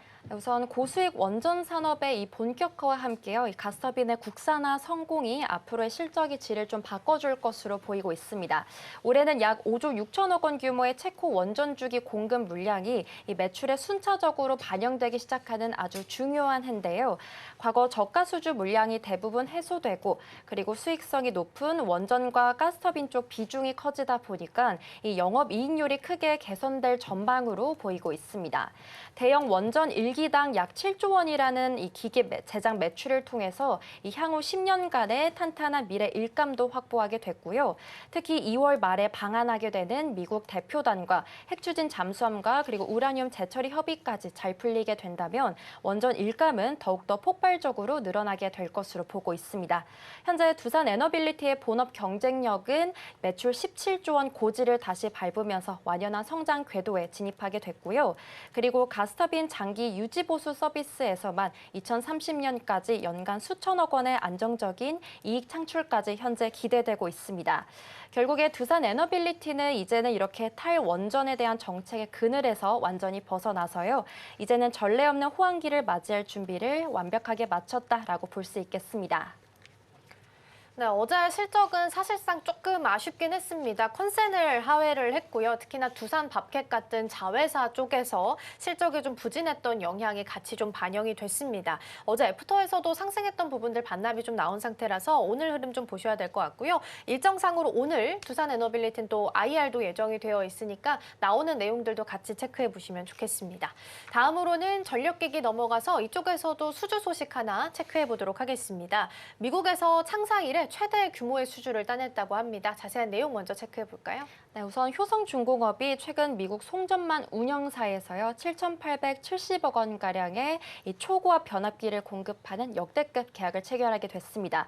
이건 한국 기업이 미국에서 따낸 단일 프로젝트 수주 중에 사상 최대 규모다 보니까 업계에서도 상당한 관심을 받고 있습니다. 여기다가 현재 국내 전력기기 빅3인 효성과 현대 그리고 LS의 합산 수주 잔액은 무려 27조 원에 달하다 보니까 이미 3년에서 4년치 일감을 확보한 상태고요. 이런 초호황이 차지한 이유는 크게 세 가지로 나눠 볼 수 있겠습니다. 우선 AI 데이터 센터가 일반 센터보다 이 전력을 최대 10배나 더 쓰고 있기 때문에 이를 제어해줄 고성능 변압기가 필수적인 상황이고요. 두 번째로는 미국의 전력망 70% 이상이 현재 30년 넘은 노후 설비입니다. 그렇다 보니까 대규모 교체 시기가 한꺼번에 도래했기 때문이고요. 마지막 세 번째로는 미국 정부가 중국산 제품을 배제하면서 이 기술력과 납기 준수 능력이 뛰어난 한국산에 현재 주문이 몰리고 있기 때문입니다. 우리 업체들은 불량률 1% 미만의 고품질은 물론이고요. 고객의 까다로운 설계 변경 요청까지 완벽하게 맞춰주고 있는데요. 과거에는 단순히 납기가 빨라서 찾는 수준이었다라고 보면은 이제는 한국 제품이 아니면 안 된다라는 신뢰가 쌓이게 된 겁니다. 결국에 정리해보자면 우리 전력기기 기업들은 이제는 단순한 제조사를 넘어서 글로벌 에너지 인프라의 핵심 공급자로 우뚝 서고 있습니다. 네, 트럼프 행정부가 한국산 전력기기에 대해서는 관세를 부과한다라고 이야기를 했음에도 불구하고 그걸 감안해서라도 가져가겠다라는 수요들이 폭발하고 있습니다. 이른바 이제 슈퍼을이라는 이야기까지 나오고 있는 상황인데요. 이 흐름이 어느 정도 지속될 것으로 예상되고 있을까요? 네, 핵심은 바로 이 미국의 전력 수요는 현재 폭발하고 있는데 이를 만들 수 있는 회사가 전 세계적으로 턱없이 부족하기 때문에 이런 현상이 빚어지고 있습니다. 초고압 변압기는 기계로 찍어내는 게 아니라 이 숙련된 기술자가 직접 손으로 만드는 공장이기 때문에 이 인력 양성에만 무려 10년이 걸린다고 합니다. 그런데 미국 내에서 제조 역량은 이미 한계에 도달했고 그리고 중국산은 안보 문제로 쓸 수 없다 보니까 아무래도 한국 기업들에게 현재 매달릴 수밖에 없는 상황인데요. 실제로 HD 현대 일렉트릭의 경우 이 미국 고객사가 관세 비용의 대부분을 대신 내줄 정도로 현재 공급이 절실한 상황입니다. 내년부터는 고객이 관세 100%를 모두 부담하는 수준으로도 이 계약이 추진될 만큼 우리 기업들의 협상력이 현재 굉장히 막강해졌는데요. 현재 전력기기 산업은 마치 부르는 게 값인 이 판매자 중심 시장이라고 설명드릴 수 있겠습니다. 이렇게 공급자 우위 환경에서 이미 3년째 일감까지 확보해 놓다 보니까 향후 경기 변동에도 흔들리지 않는 기초 체력을 갖추게 됐는데요. 결국 관세 정책조차 이 우리 기업들의 이익을 꺾지 못할 정도로 K전력기기의 경쟁력은 현재 대체 불가능한 수준이 됐다라고 볼 수 있겠습니다. 네, 그래서 우리 기업들은 이번 기회를 놓치지 않기 위해서 경영진들이 직접 미국의 정계 인사들과 협력하는 모습들도 자주 좀 확인이 되고 있습니다. 앞으로의 전망은 어떨지 짧게 살펴보겠습니다. 네, 우선 현재 K전력기기 업체들은요, 크게 세 가지 방향으로 현지화 전략을 세우고 있습니다. 우선 효성중공업처럼요, 2028년까지 생산 능력을 50% 이상 늘려서 미국 내 최대 규모의 공장을 확보하는 거고요. 두 번째로 HD 현대 일렉트릭 처럼 엘리바마 공장 증설을 통해서 변압기 시장 점유율 1위 자리를 더욱더 공고히 하는 것으로도 볼 수 있겠습니다. 그리고 세 번째 LS 일렉트릭처럼 유타주의 이 고압 배전반 공장을 증설해서 더 큰 시장인 배전 분야에 더 본격적으로 선점하는 건데요. 결국 정리해보자면 이 선제적인 현지 투자와 그리고 적극적인 민간 외교까지 함께 맞물리면서 우리 전력기기 산업의 전성기를 이끌고 있는 것으로 보이고 있습니다. 앞으로도 이런 현지화 전략이 결실을 맺게 된다면 글로벌 전력망 시장에서 K전력기기의 영향력은 상상 이상으로 커질 것으로 볼 수 있겠습니다. 네, 슈퍼을로서 다시 태어나고 있는 변압기 3대장의 앞으로의 노력과 전망까지 같이 체크해봤습니다. 이 시각 서울경제는 여기서 마무리하겠습니다. 오늘 말씀 고맙습니다. 고맙습니다.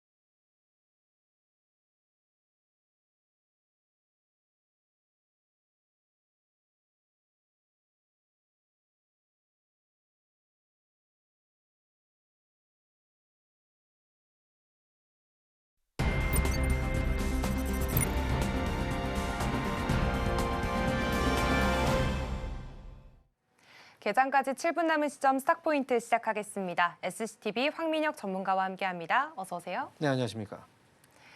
네, 간밤 뉴욕 증시 3대 지수는 약보합권에서 마무리가 됐습니다. 이전에 소매 판매 데이터가 부진했다 보니까 시장의 시선은 간밤에 나왔던 1월 비농업 부문의 고용 데이터에 시장의 시선이 쏠렸는데요.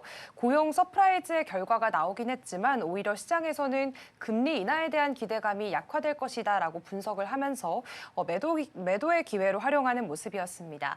그리고 이날 특징적이었던 건 마이크론이 엔비디아의 HBM4 초기 물량에 있어서 문제없이 양산을 하고 있다라고 밝히면서 10% 급등세를 나타냈고요. 자연스럽게 필라델피아 반도체 지수도 2% 넘는 상승세를 보였습니다. 과연 이걸 국내 반도체주들이 어떻게 해석할지 잠시 후 살펴보도록 하겠습니다. 그리고 우리 국내 증시는 설을 앞두고 굉장히 변동성이 짙은 장세들 계속 나타나고 있는데요. 어제 국내 증시는 외국인 투자자들이 장 초반에는 대량 매도세를 보이다가 이후에는 또 매수로 전환을 하게 되면서 코스피는 상승으로 강하게 마치게 됐고요.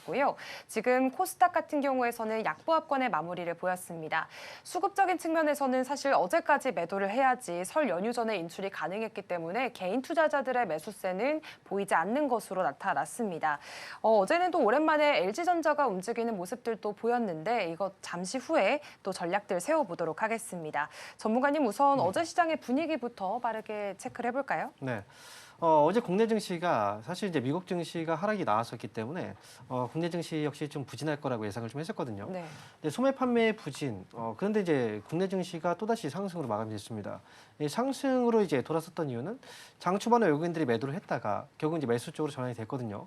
그러면서 코스피 지수의 상승을 이제 이끌었고, 그리고 이제 그동안 초반부터 약했던 이제 IT 쪽에서 본다면 삼성전자 역시도 주가 하락이 나왔다가 결국은 또다시 이제 반등을 주면서 시장의 반등을 좀 이끌었습니다.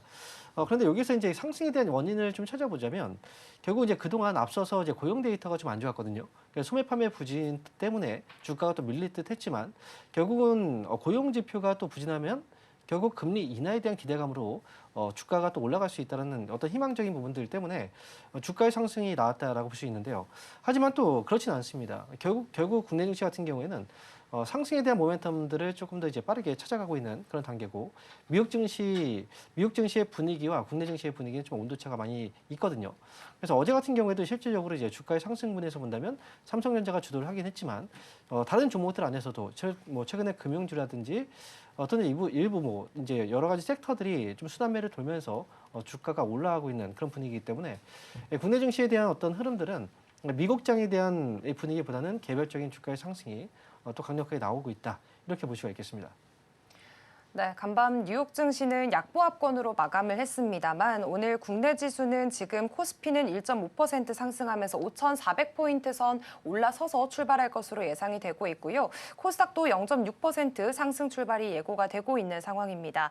사실 간밤에 나왔던 이야기들을 좀 짚어보자면 그동안 HBM 초기 시장에 있어서는 삼성과 하이닉스가 양분을 할 것이다라는 이야기들이 굉장히 많았는데요. 그런데 간밤에 마이크론이 엔비디아 공급망에서 제외됐다 라는 그런 루머에 대해서 반박을 하는 이야기들이 나오게 됐습니다. 이미 HBM4를 양산하고 있고 고객 출하 이미 시작했다라고 이야기를 하면서 강한 시세 보였거든요. 반도체 투탑은 이 이야기를 좀 어떻게 받아들이게 될까요?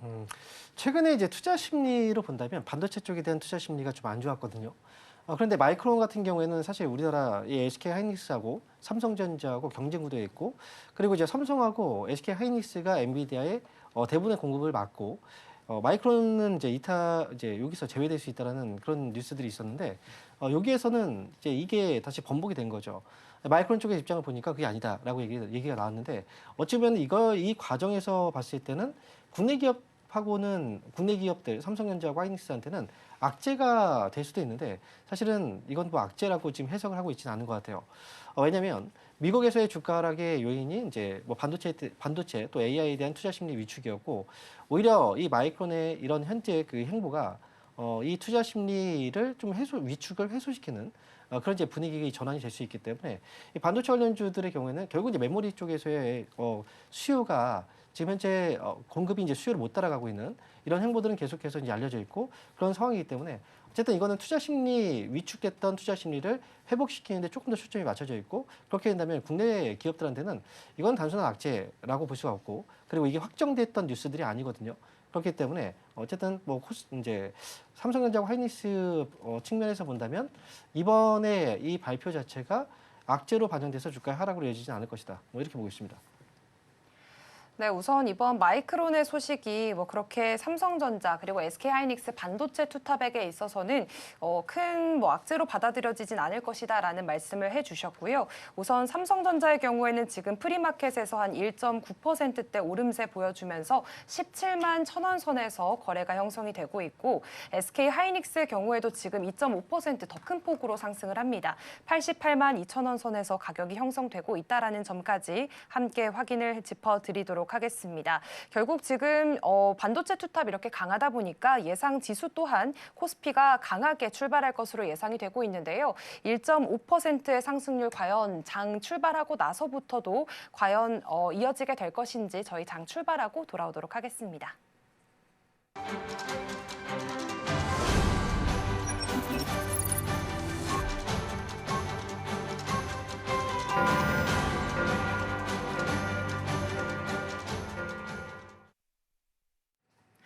(2월 10일) 목요일입니다. 간밤 뉴욕 증시 3대 지수는 약보합으로 마감을 했습니다. 이전에 소매 판매 데이터가 부진했다 보니까 사실 1월 비농업 부문의 고용 데이터, 이 시장에 관심이 좀 컸는데요. 고용 서프라이즈가 나왔지만 오히려 시장 같은 경우에는 지금 금리 인하 기대감이 약화된 것으로 해석을 하면서 매도 기회로 오히려 활용하는 모습이었습니다. 이날 특징적이었던 건 지금 마이크론이 엔비디아의 HBM4 초기 물량에 있어서 문제없이 양산을 하고 있다라고 밝히면서 10%대 급등세를 나타냈고요. 자연스럽게 필라델피아 반도체 지수 또한 2% 넘는 상승세 보였습니다. 과연 오늘 국내 반도체주들이 이걸 어떻게 반영을 하게 될지 양 지수의 움직임부터 함께 살펴보도록 하겠습니다.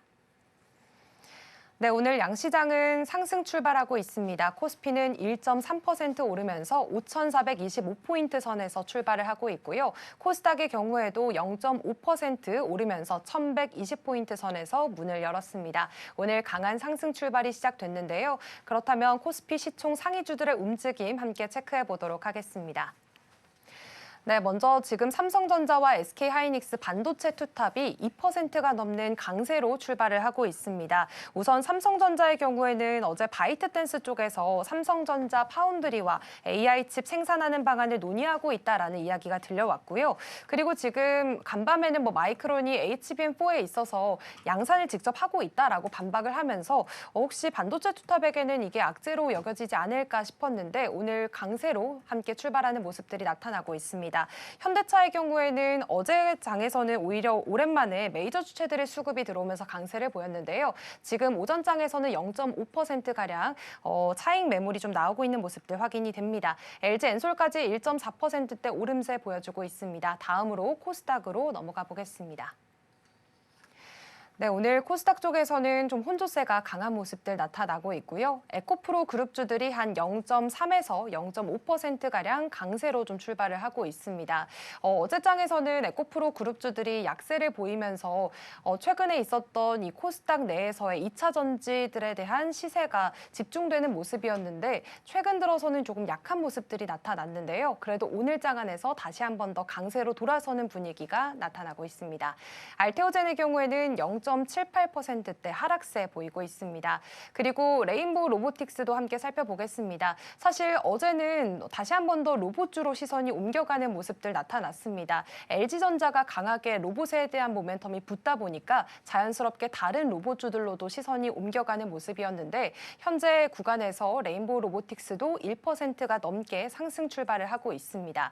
삼천당 제약은 어제장에서는 하락이었는데요. 그래도 오늘 장에서는 지금 상승과 보합권 계속 오고 가는 모습들이 현재 나타나고 있습니다. 제약바이오주들은 오늘 장 안에서도 약간의 숨고르기 장세를 보이고 있다는 점 함께 짚어드리겠습니다. 그렇다면 현재 구간에서의 수급 상황들도 함께 체크를 해볼 텐데요. 먼저 코스피 쪽 확인을 해보겠습니다. 어제장에서 이제 개인 같은 경우에는 어제장에선 매도세를 나타냈습니다. 하지만 오늘 현재 구간에서 개인은 지금 1,000억 원 가까이 사들이고 있는 모습이고요. 외인과 기관들은 오전장에서는 팔아치우는 모습들도 확인이 되고 있습니다. 그렇다면은 이제 코스닥으로 넘어가 보도록 하겠습니다. 지금 코스닥 쪽에서도 마찬가지의 흐름들이 나타나고 있습니다. 외국인과 기관 메이저 주체들은 매도세 보이고 있고요. 그리고 개인 같은 경우에는 역시나 이쪽에서도 사자세를 나타내고 있습니다. 지금 현재 구간에서 코스피는 한 1% 내외 상승세, 코스닥은 조금 더 상승폭이 반납된 모습으로 0.09%의 상승률을 기록하고 있습니다. 일단 외국인 같은 경우에는 양시장에서 모두 팔고 있고요. 그래도 코스피 쪽에서는 기관이 플러스 수급이 좀 찍히고 있는데 오전 시장의 분위기부터 체크를 해볼까요? 네. 일단 국내 증시가 이제 미국 증시의 분위기는 그렇게 좋지는 않았거든요. 이제 보합권 정도에서 흐름이 나왔었는데 국내 증시는 또다시 이제 삼성전자하고 하이닉스를 필두로 해서 주가의 상승이 나오고 있습니다. 물론 외국인과 기관들의 수급 상황을 본다면 아침에 출발했을 때는 매도거든요. 그런데 이 수급이 계속 바뀐다는 거죠. 어제 같은 경우에도 오전에 외국인들이 매도를 하다가 매수 쪽으로 전환이 됐고 오늘 외국인들이 현재 시장에서 매도를 하고 있지만 매도의 지금은 이제 매도 중에서도 매수하고 있는 업종 바로 전기전자 업종입니다. 전기전자 업종은 이제 수급이 좀 들어오게 굉장히 강하게 또 많이 들어오기 때문에 오늘 외국인들의 초반에 이 매도가 전기전자 업종에서의 매수만 유지가 된다면 매도에서 매수 쪽으로도 충분히 가능하고요. 그리고 기관 쪽에서도 역시 이 수급이 그동안 계속 이제 매수 쪽으로 강력하게 지금 대응을 하고 있기 때문에 결국은 기관 쪽 역시도 매수 전환 가능성이 충분히 있다고 보여집니다. 결국은 지금 국내 증시하고 미국 증시가 완전히 좀 다르고요. 온도차가 확실히 드러나고 있죠.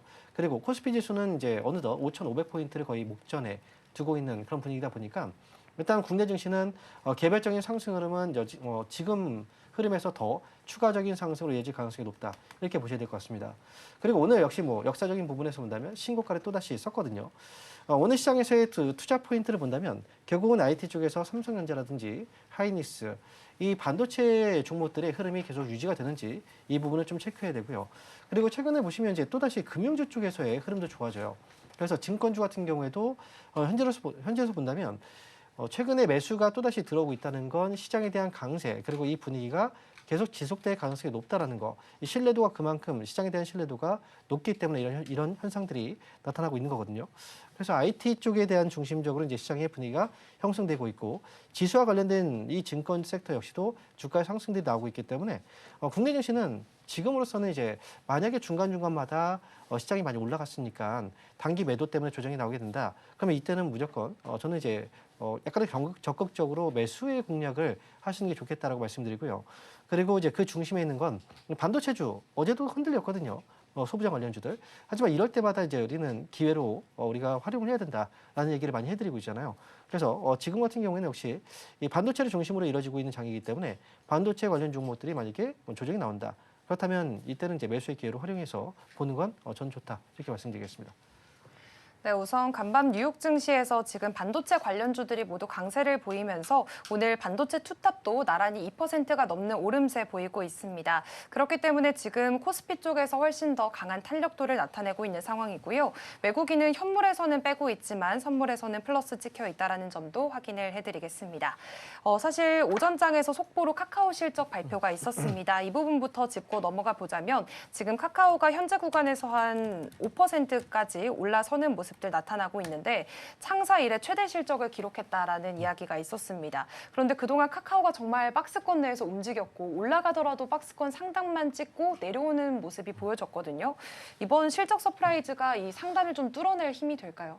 카카오는 실적이 되게 안 좋을 거다라고 예상했던 분들은 많지는 않을 거예요. 네. 그동안 실적 자체가 나쁘진 않았는데 다만 이제 시장에서의 신뢰도의 문제였거든요. 카카오 그룹에 대한 어떤 경영적인 부분에서의 신뢰도 추락이 좀 있었고 그리고 카카오 이제 그룹주들 원래 카카오 쪽에서 있던 그 자회사들이 다 분할이 돼버렸어요. 그런 과정에서 신뢰도 추락이 좀 있었고요. 그리고 카카오는 지난해 주가의 반등이 또 나오기도 했었는데요. 지금 이제 카카오는 지금 스테이블코인 쪽에서의 어떤 이제 중요성 이 부분이 이제 카카오 그룹주들이 엮여 있는 종목들이 많이 있기 때문에 만약에 이제 그 스테이블코인 관련해서 법안의 속도가 좀 많이 빨라지게 된다라고 한다면 이제 그에 대해서 카카오의 주가의 반응이 나오지 않을까 이렇게 예상을 하고 있습니다. 실적은 좋지만 시장에서 신뢰도 추락. 최근에 또 보시면 카카오가 대규모 업데이트를 했거든요. 근데 여기에서도 큰 성과를 얻지 못했었어요. 그러다 보니까 지금으로서 이제 실적이 되게 좋아도 과연 앞으로 이 실적이 계속 유지가 가능하겠느냐. 약간의 의구심이 좀 있는 그런 분위기이기 때문에 지금 실적에 대한 반응은 단기적인 어떤 반응이 나온 것 같고 만약에 주가가 추가적으로 더 올라가기 위해서는 아무래도 이제 추가적인 모멘텀들 예를 들어서 스테이블코인 관련해서 이런 것들이 좀 필요하지 않을까 이렇게 보고 있습니다. 네, 카카오가 이번에 실적은 굉장히 좋게 나와서 단기적인 반등들이 좀 나오고 있는 상황인데요. 다만 아직까지 시장의 신뢰를 확실하게 얻기에는 추가적인 모멘텀이 더 필요하다라는 말씀해 주셨습니다. 현재 구간에서 카카오 3% 상승으로 점점 상승폭이 반납되는 모습들 확인이 되고 있습니다. 우선 어제장에서 들려왔던 소식으로 2차 전지 쪽에서 스텔란티스가 다시 한 번 더 삼성 SD와의 배터리 합작 법인을 좀 철수하는 걸 검토한다라는 이야기 들려왔습니다. 2차 전지가 이제 갈까 싶으면 결국에는 또 전기차 쪽에서 발목을 잡는 모습인데요. 이미 LG 엔솔에서의 결별 소식이 한 번 있었기 때문에 2차 전지 투심 악화로도 좀 연결이 될지 궁금합니다. 2차 전지는 사실 제가 이 업황을 이제 뭐 안 좋아하거나 이러진 않아요. 하지만 투자자 입장에서 본다면 불안한 건 사실입니다. 네. 그동안 이제 주가의 강력한 상승을 이끌었던 건 전기차 쪽에 대한 모멘텀이었고 실제로 2차 전지에 대한 이제 소비를 측정해 본다면 2015년도 기준으로 봤을 때는 전기차 쪽이 거의 70%예요. 여전히 높다라는 거죠. ESS 쪽으로 본다면 20%대거든요. 23% 정도. 그렇기 때문에 전기차 쪽에 대한 이제 수요가 뒷받침이 되지 않는다. 이쪽에서의 강력한 어떤 구매 효과가 나오지 않는다면 결국 2차 전지 관련주들의 경우에는 상승폭은 제한될 수밖에 없다. 이렇게 볼 수밖에 없습니다. 최근 들어서 보시면 이제 뭐 2차 전지 전기차 쪽에 대한 판매량이 좀 늘어나고 있다. 이런 뉴스들도 나오고 있거든요. 그리고 현재 이제 2차 전지의 가장 이제 중요한 핵심적인 원료라고 볼 수 있는 리튬 가격이 또 올라오고 있다는 것도 역시 반가운 소식일 수 있는데 리튬 가격은 너무 많이 추락을 했었죠. 그리고 이제 이번에 올라오는 게 장기적인 상승 추세인지는 조금 더 확인이 필요하고 그리고 최근 보시면 전기차의 판매량이 늘어나고 있다는 것 자체도 이 저가형 전기차입니다. 비아디에서 2천만 원 정도대 이 전기차까지 출시가 됐을 만큼 이 저가형 전기차에 대한 소비가 늘어나고 있는 거지 약간의 고가, 뭐 중고가의 이 전기차 판매량이 늘어나고 있지는 않아요. 결국은 이 시장이 가격으로 경쟁을 지금 계속하고 치열하게 하고 있다는 거고 가격 단가가 계속해서 떨어지게 된다면 전기차 쪽에서 이제 전기차 가격에서 원가의 한 40%를 차지하고 있는 2차 전지 쪽, 이쪽 역시 가격 하락의 압박을 또 받을 수가 있습니다. 따라서 2차 전지 관련주들의 경우에는 상승이 나와도 장기적인 상승이 나오려면 확실한 체제 개선이 필요하다. 이 부분이 개선되지 않는다면 반등 시에는 역시 저는 탈출 전략으로 가는 게 좋겠다. 이렇게 말씀드리겠습니다. 네, 2차 전지가 현재는 뭐 ESS나 로봇에 대한 모멘텀으로 새로운 부분들을 좀 찾아 나가고 있지만 역시나 전기차 쪽에서의 부진이 발목을 계속해서 잡고 있는 상황입니다. 확실한 체질 개선 없이는 뭐 장기적인 반등에 대한 기대감들은 좀 약해질 수밖에 없을 것 같고요. 현재 구간에서는 LG 에너지 솔루션만 0.38%대 오름세, 스텔란티스와의 이슈가 좀 불거졌던 삼성 SDI는 0.9%대 하락세 나타내고 있습니다. 다음으로는 LG전자 이야기를 좀 해보려고 합니다. 사실 LG전자가 어제는 오랜만에 움직임이 꽤나 강한 모습들이 좀 나타나서요. 로봇주로 이제 재평가가 되나라는 흐름들이 나타났는데 오늘 장안에서는 약간은 좀 차익 실현들이 나오고 있는 것 같습니다. 그런데 사실 로봇에 대한 평가가 새롭게 LG전자에 들어가게 된다면 가격적인 메리트는 확실히 있잖아요. 지금 접근해도 됩니까? 현대차의 주가를 보면은 로봇 쪽에 대한 모멘텀이 얼마나 주가 상승을 이어질 수 있는지 이 부분을 확인했거든요. 네. 근데 LG전자 같은 경우에도 지금 로봇에 대한 모멘텀이 나오자마자 주가의 상승이 또 크게 나왔고 하지만 이 상승은 LG전자의 로봇에 대한 기대감도 있겠지만 결국엔 실적에 대한 기대감도 분명히 반영이 됐다라고 저는 이제 판단하고 있거든요. 그동안 LG전자의 주가가 계속해서 하락을 했고 그다음에 이제 이렇게 저평가가 이뤄질 수밖에 없었던 이유는 그 뒷배경에는 이제 실적이라는 게 있었어요. 디스플레이 쪽은 실적이 악화됐었죠. LCD 쪽이 이제 중국에 대한 공습으로 인해서 거의 이제 판매를 해도 이제 적자를 낼 수밖에 없는 그런 상황이 돼버렸고, 그래서 LCD에서 이제 OLED 쪽으로 완벽하게 또 이 개선에 대한 이제 시간적인 부분이 좀 필요했거든요. 그래서 이제 그 기간 동안에 실적에 대한 우려감이 있었고요. 애플 같은 경우에도 이제 우리가 LG전자가 LG 쪽에 애플 쪽에 납품을 좀 많이 하고 있다는 거 많이 알고 계실 겁니다. 그래서 애플 쪽에 대한 납품 비중으로 본다고 하더라도 그 애플의 아이폰이 초기에 보시면 A 아이폰이 출시됐을 때 그때 당시에 시장에서 실망감도 되게 많았어요. 그러다 보니까 여러 가지 악재들이 겹치면서 주가가 올라가지 못했는데 정작 지금 애플의 아이폰 뭐 그동안 그렇게 많이 안 좋다고 얘기를 했음에도 불구하고 판매량이 굉장히 많이 늘고 있거든요. 그렇기 때문에 LG전자는 실적도 좋아졌고 앞으로도 좋아질 거라는 이런 실적에 대한 기대감들 그리고 저평가에 대한 기대감들이 한 몸에 또 나오다 보니까 여기에 이제 주가에 큰 반응이 나왔다라고 생각합니다. 로봇의 경우에는 뭐 이미 지난 CES에서 로봇에 대한 기대감을 한번 뭐 만들어준 상황이기 때문에 그럼에도 불구하고 로봇 쪽에 대한 이 주가의 반응이 크진 않았었어요. 그래서 LG전자는 지금 단기 급등 이후에 주가가 좀 빠지고 있는데 만약에 여기서 좀 더 흔들려 준다면 장기적인 관점에서는 LG전자는 조금 더 한번 이제 뭐 저가에서 분할 매수 관점으로 가고 좀 더 길게 가져가는 것도 괜찮지 않을까 개인적으로 이렇게 바라보고 있습니다. 네, 지금 LG전자 로봇에 대한 기대감도 있긴 하지만요. 결과적으로 좀 전체적으로 봤을 때는 이제는 실적이 더 나아질 것이다라는 기대감 속에서 주가가 움직이는 측면도 있는 것 같습니다. 어제는 한 20% 넘게 또 급등을 했었기 때문에 현재 구간에서는 3.8% 하락세 보이고 있다는 점까지 함께 짚어드리도록 하겠습니다. 네, 지금 구간에서 코스닥 같은 경우에는 등락을 반복하는 모습들이 나오고 있고요. 코스피는 그래도 반도체 투탑이 강하게 지지를 해주고 있기 때문에 1%가 넘는 상승세는 유지하고 있습니다. 여전히 외국인 투자자들이 현재 구간에서 많이 팔아내고 있다라는 부분들은 약간은 부담으로 느껴지는 것 같고 다시 한 번 더 우크라이나 재건주 쪽 이런 쪽으로 순환매가 도는 장들도 형성이 되고 있다는 점까지 함께 짚어드리도록 하겠습니다. 오늘 오후까지의 시장 상황 살펴보도록 하겠습니다. 오늘 스탁포인트는 여기서 마무리하도록 하겠습니다. SCTV 황민혁 전문가와 함께했습니다. 고맙습니다. 감사합니다.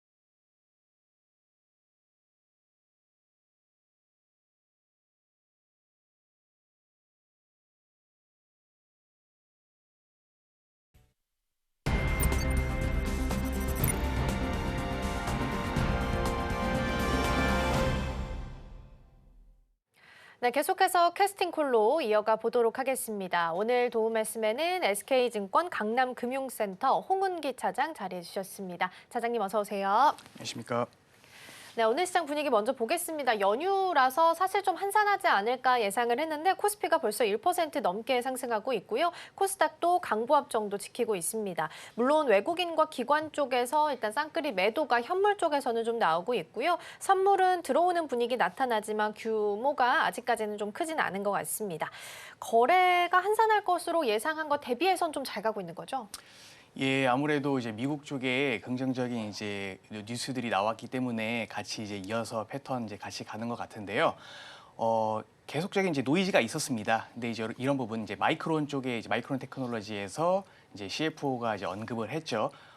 우리의 이제 HBM4에 대한 일정은 견고하다. 그리고 시장에서 우려할 만한 상황은 아니다라고 해서 다른 여타 이제 금융주라던가 이제 약세 흐름 이어갔는데 오히려 이제 마이크론 테크놀로지는 큰 폭으로 상승 마감하면서 금일 이제 저희 증시에도 삼성전자라던가 SK 하이닉스 그 외에 이제 한미반도체 이런 이제 반도체에 대한 소부장 기판 그리고 이제 이런 이제 HBM 관련주들이 크게 이제 상승하면서 긍정적인 흐름 이어가고 있는데요. 앞서 이제 말씀 주신 이제 저희 쪽에 대한 명절도 이제 다가오고 있는데 이런 부분들이 수급적으로 조금 이제 불안해하시지 않을까 이제 이런 이제 시장에 대한 그런 이제 흐름들도 예상해 볼 수 있는데 그런 거와 이제 별개로 이제 대외적인 이제 이런 호재들이 나옴에 따라서 국내 증시도 이제 긍정적인 흐름으로 출발 시작했습니다. 네, 전반적인 분위기가 나쁘지는 않게 흘러가고 있는 것 같습니다. 외국인과 기관 쪽에서 좀 빼고 있지만 아직까지 막 규모가 엄청 눈에 띌 만큼 크진 않다라고 파악을 좀 해볼 수 있을 것 같습니다. 오늘 주목해 볼 만한 테마들도 이어서 하나씩 좀 살펴보도록 하겠습니다. 오늘 준비되어 있는 첫 번째 테마는 일단 반도체입니다.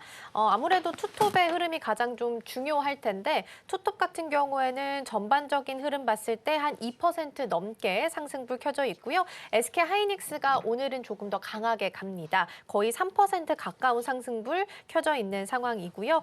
소부장단에서는 오늘 CXL이나 아니면 CXL 쪽에서 움직이 좀 포착되는 부분들 함께 좀 확인되고 있습니다. 엑시콘이 가장 강하게 움직임 좀 포착되고 있고요. 뉴로모픽 쪽에서도 오픈엣지 테크놀로지 같은 종목들도 같이 강세 보이고 있습니다. 그리고 넘어가 볼까요? 두 번째 열어볼게요. 두 번째는 2차 전지입니다. 한 번씩 이제 로봇 모멘텀 붙어줄 때마다 배터리에 대한 필요성 때문에 한 번씩 올라와 주고 있는 상황인데 오늘은 셀 쪽은 그래도 좀 버텨주는데 소재 쪽에서 약한 종목들 눈에 많이 띄고 있어서 오히려 기회가 될 수 있을지 함께 고민해 보겠습니다. 마지막 열어볼까요? 마지막 세 번째는 자동차 준비되어 있습니다. 어제 여한구 통상교섭본부장과 미국에 있는 무역대표부의 부대표가 같이 만났다라는 부분들 오후장에서 전달이 됐습니다. 차에 대한 안전 기준이나 아니면 디지털 관련해서 협의가 좀 이루어졌다라는 부분이 있고요. 어찌됐든 관세에 대한 부분들 여전히 좀 발목 잡는 부분들 아직 남아 있다라는 부분까지 챙겨보겠습니다. 그리고 전반적인 시장의 흐름을 좀 체크해 봤을 때 오늘은 은행이나 보험, 증권 이런 쪽에서 강세를 보이는 종목들 많이 포착이 좀 되고 있는 상황이고요. 추가적으로 이제 우크라이나 재건과 관련한 이슈가 좀 붙어주면서 어제 시외에서부터 움직임이 포착이 됐습니다. 6월 종전설에 대한 이야기가 솔솔 들려오게 되면서 재건주 관련해서는 애프터에 이어서 오늘 시세 보이는 종목들 많이 확인되고 있고요. 추가적으로 스페이스 X 관련해서도 움직임 포착이 되고 있습니다. 아무래도 우주항공기본법이 연내에 나올 수 있다라는 부분이 단독 뉴스를 통해서 보도가 된 상태입니다. 트럼프 대통령도 그렇고 이재명 대통령도 그렇고 우주에 대해서 긍정적인 시그널을 계속 보내주게 되면서 우주 전반적인 흐름 오늘 나쁘지 않게 나오고 있다라는 부분까지 챙겨보겠습니다. 자, 그럼 반도체 쪽에서 전략을 먼저 고민을 함께 좀 해보도록 하겠습니다. 앞서서 사장님께서 살짝 언급해 주신 것처럼 마이크론의 HBM4와 관련한 루머들이 일축되는 모습들이 나타났습니다. 어제 TP도 굉장히 공격적으로 상향 조정이 좀 나오긴 했는데 오늘 반응 봤을 때는 우리 투톱이 그렇게 흔들리고 있는 것 같지는 않거든요. 그래서 이 뉴스에 대한 무게감을 우리가 어느 정도로 좀 파악을 해야 되는 걸까요?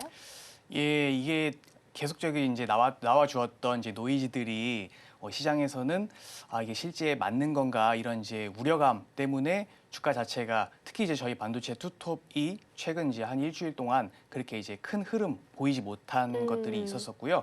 오히려 이런 것들이 이제 순환에 대한 그런 이제 모멘텀으로 작용돼서 이제 전일 이제 뭐 현대차라던가 그 외에 이제 다른 종목들로 수급이 이제 이동하는 그런 이제 모습들 보였습니다.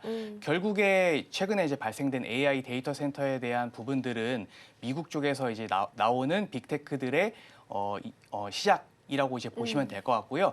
이런 부분들, 그러니까 투자를 계속 해야 된다. 투자를 했는데도 불구하고 이런 이제 실적들이 견고하게 나오지 않았다. 실제로 나왔음에도 불구하고 더 많이 나오지 않았다라는 이제 그런 이제 심리적인 압박에 의해서 지속적인 이제 노이즈가 발생됐는데 결국 이제 뭐 엔비디아의 젠슨 황에 대한 이제 그런 언급들 이런 부분들이 시장에서는 항상 긍정적인 흐름으로 이제 포착이 된 흐름들은 이제 다들 아실 것이고 결국에 이제 전일 마이크론 테크놀로지 또한 CFO의 긍정적인 우리의 이제 흐름은 앞으로도 견고할 것이다. 이제 이런 부분들이 결국 시장에서는 앞으로 더 크게 성장할 수 있다라는 이제 부분들로 모멘텀으로 작용됐다라고 보여지고 있고요.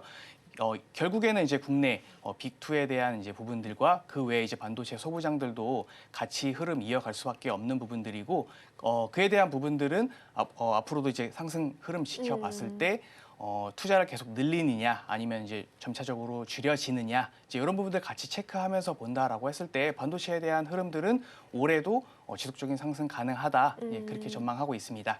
네, 전반적으로 마이크론이 경쟁사 측면에서 본다라기보다는 시장 파이가 커진다라는 측면에서 좀 더 긍정적으로 해석을 하고 있는 것 같습니다. 지금 코스피가 9시 10분쯤이었죠. 5,420선 사상 최고치 경신이 나오게 되면서 오늘 반도체 투톱이 같이 끌어주는 모습이 나타나고 있는 상황입니다. 지금 삼성전자가 여전히 2%, 하이닉스도 한 2.9% 상승불 켜면서 지수 상승에 크게 기여하고 있다라는 부분 함께 좀 체크해 보도록 하겠습니다. 했고요. 어쨌든 연휴라서 거래가 얇아진 상황이기는 하잖아요. 그리고 쉬어갈 가능성도 있고 분명히 이제 중간값으로 보면은 계속 같은 자리에서 머무는 듯한 움직임이 투톱에선 좀 나타나고 있는 상황입니다. 그래서 만약에 길게 보시는 분들이라면 여전히 음봉 심하다, 매수는 괜찮다라는 관점 차장님도 가지고 계실까요? 예, 개인 투자자분들이 상당히 이제 똑똑하신 것 같아요. 말씀 주셨던 음봉 이제 하락일 때 조금씩 모아가는 전략 가져가시고 반대로 상승했을 때 이제 차익 실현하는 그쵸. 그런 이제 패턴들이 최근에 이제 지속적으로 보여지고 있는데 결국에는 확고한 믿음인 것 같습니다. 그 믿음에는 이제 몇 가지 이제 재료들과 이제 모멘텀들이 있죠. 첫 번째는 이제 앞서 말씀드렸던 실적에 대한 부분들입니다. 실적이 크게 나오지 않았다라는 부분들은 노이즈로 작용될 수 있지만 결국에는 지속적인 우상향에 대한 실적들이 시장에서는 수치적으로 나와주고 있기 때문에 이런 부분들은 심리적인 주식 투자함에 있어서 안정적인 그런 이제 요소로 작용될 수 있고요. 그리고 두 번째는 투자입니다. 투자액을 작년 대비해서 올해는 2배 이상, 뭐 최대 5배 이상 늘리겠다라는 이제 빅테크들에 대한 언급들 이런 부분들은 결국에 공급은 지속적인 쇼티지가 발생되고 있고 앞으로에 대한 수요는 더 커질 수 있는 그런 이제 시장에 대한 업사이드가 열려 있다라는 부분들은 결국에 투자하는 투자자들 입장에서 앞으로 더 크게 상승할 수 있겠다라는 두 번째에 대한 심리적인 안정감이 이제 기대될 수 있을 것 같고요. 세 번째는 앞으로에 대한 기대감입니다. 반도체가 결국에는 자율주행뿐만 아니라 나아가서는 로봇 관련에 대한 시장이 더 크게 파이가 커질 것으로 전망하고 있는데 결국 다 같이 반도체는 들어갈 수밖에 없는 상황이고 아직 열리지 않는 시장에 대해서 투자자들은 더 많은 관심을 가지고 있는 것 같습니다. 결국 이런 부분들이 시장 파이는 투자자들이 생각지도 못했던 그런 엄청난 시장으로 커질 수도 있다라는 부분들이 결국에는 이런 이제 반도체 관련된 그런 상승 모멘텀이 네. 더 지속적으로 커질 수 있지 않나 그렇게 보고 있습니다. 네, 일단은 음봉시마다 매수하고 상승했을 때는 차익하는 움직임에 대해서는 긍정적인 점수를 같이 좀 주신 것 같습니다. 근데 오늘 이제 외국인 순매수랑 순매도 상단을 좀 확인해 보니까 순매수 쪽에서는 삼성전자랑 삼성전자 우선주까지 담아가는 모습이 나타나고요. 반대로 순매도로 돌려서 보면 SK하이닉스랑 또 우리가 품절주 성격이 있는 SK스퀘어까지 같이 좀 매도하는 모습이 나타나고 있습니다. 그래서 외국인 투자자가 이렇게 두 종목에 대한 시선들을 좀 다르게 가져가는 거에 대해서 우리는 어떻게 해석을 좀 해야 되는 걸까요? 예, 앞서 말씀 주신 흐름은 어제와 동일합니다. 어제도 이제 외국인이 삼성전자는 이제 모아가고 SK하이닉스는 차익 실현한 흐름이었는데요. 금일 역시 이제 똑같은 네. 흐름이다라고 보시면 될 것 같고요. 우선 이제 가지고 있는 사업 구조가 조금씩 다르기 때문에 외국인들은 그런 모멘텀으로 현재 수급이 조금 이제 변경되는 게 아닌가 이제 그렇게 보고 있고요. SK하이닉스는 결국에는 이제 HBM 쪽에 대해서 이제 최근에 이제 HBM4에 대한 부분들 언급되고 있고 이제 양산 들어갈 것으로 시장에서 전망하고 있는데 결국 TSMC랑 같이 이제 엮여져서 파운드리에 들어가게 돼서 빅테크에 납품할 수밖에 없는 이제 그런 구조가 있고요. 삼성전자는 다 잘 아실 겁니다. 파운드리 쪽에 대해서 강점을 가지고 있고 지속적인 적자를 기록했지만 올해 들어서 파운드리 쪽에 대해서는 큰 폭에 대한 상승이 기대된다. 그리고 결국에는 HBM뿐만 아니라 최근에 AI가 추론적으로 시장이 확대되면서 범용 이제 낸드라던가 이제 DRAM 쪽에 대한 수요가 급격하게 상승하고 있는데요. 이런 부분들은 결국에 SK하이닉스보다 삼성전자가 조금 더 우위를 가져갈 수 있는 부분이 있기 때문에 시장에서는 결국에는 이런 부분들 판단했다라고 했을 때 외국인과 그리고 이제 기관들은 앞으로에 대한 매출 파이가 SK하이닉스도 물론 좋지만 삼성전자에 조금 더 이제 위에 대한 룸이 남아 있다라고 보여져서 현재 수급이 그쪽으로 이제 변화되는 게 아닌가 이제 그렇게 전망하고 있습니다. 어떻게 보면 SK하이닉스는 HBM을 잘하는 거고 삼성전자는 HBM도 따라가고 있는 상황 속에서 파운드리도 뒤따라와주고 있고 뭐 휴대폰, 모바일, 가전 등등 여러 가지 모멘텀이 같이 있는 상황이기 때문에 상단에 대한 룸으로 파악했을 때는 삼성전자가 좀 더 긍정적으로 바라봐줄 수 있겠다라는 부분으로 정리해 보겠습니다. 다음 테마로 넘어가서 2차 전지 이야기도 좀 나눠볼까 합니다. 사실 전기차 수요단에 있어서는 크게 달라진 건 없습니다. 오히려 앞선 코너에서 살펴보셨던 것처럼 스텔란티스랑 삼성 SDI 배터리 합작에 대한 부분도 철수 소식이 전달이 되기도 해서 한 번씩 뉴스가 나올 때마다 올라와 주고 있기는 한데 앞으로의 전망을 우리가 어떻게 파악을 해야 되는 걸까요? 예, 금일 시장 보니까 소재단에서는 조금씩 움직이는 것 같고 그 외에 이제 저희가 많이들 이제 알고 계시는 삼성 SDI라던가 LG 에너지 솔루션 1, 2%대에 지금 현재 1.5%대 이어진 흐름 네. 이어지고 있는데요. 결국 2차 전지는 이제 앞서 말씀 주셨던 전기차에 대한 캐즘에 대한 우려 작년에 이제 지속적으로 부각이 됐었었고 이미 시장의 참여자들은 어느 정도 파악을 하고 있던 상황이었었습니다. 네. 그럼에도 불구하고 이제 LG 에너지 솔루션이 작년 3분기의 실적이 긍정적으로 나와주면서 어느 정도 이게 끝물이 아닌가 이제 이런 시장에 대한 앞으로 상승 기대감이 형성이 어느 정도 되어 있었었고요. 결국 이러한 상승 흐름은 전기차에서 ESS 시장으로에 대한 전환이라고 보시면 될 것 같습니다. 삼성 SDI도 작년에 이제 대규모의 유상증자를 단행했는데 결국에 ESS 시장으로의 전환이다. 이런 부분들로 사실 공격적인 투자를 했는데 맞아 떨어졌다라고 시장에서는 전망하고 있습니다. 결국 빅테크 기업들의 AI 데이터 센터에 대한 전력 수요 이런 부분들은 ESS가 당연히 옆에서 들어갈 수밖에 없는 이제 그런 전력에 대한 보조 부분들이고 결국 이런 부분들이 시장에서 실적이 나와주고 그리고 이런 결국에는 주가 상승까지도 연결돼서 이어지는 흐름들인데요. 4분기 때는 흐름 자체가 그렇게 좋지는 그쵸. 않았습니다. 예. 그럼에도 불구하고 시장에서는 오히려 더 좋게 평가가 나온 것도 있었습니다. 이제 역시나 끝물이다. 이제 이렇게 3분기 때도 이제 그렇게 나왔는데 4분기 때도 이제 그렇게 이제 얘기가 나와 주었고요. 더 큰 상승 모멘텀이 있었습니다. 앞서 말씀드렸던 이제 로봇 쪽에 대한 부분들입니다. 최근에는 그 전기차, 특히 이제 중국 쪽에서 이제 전기차가 크게 올라가고 있는데요.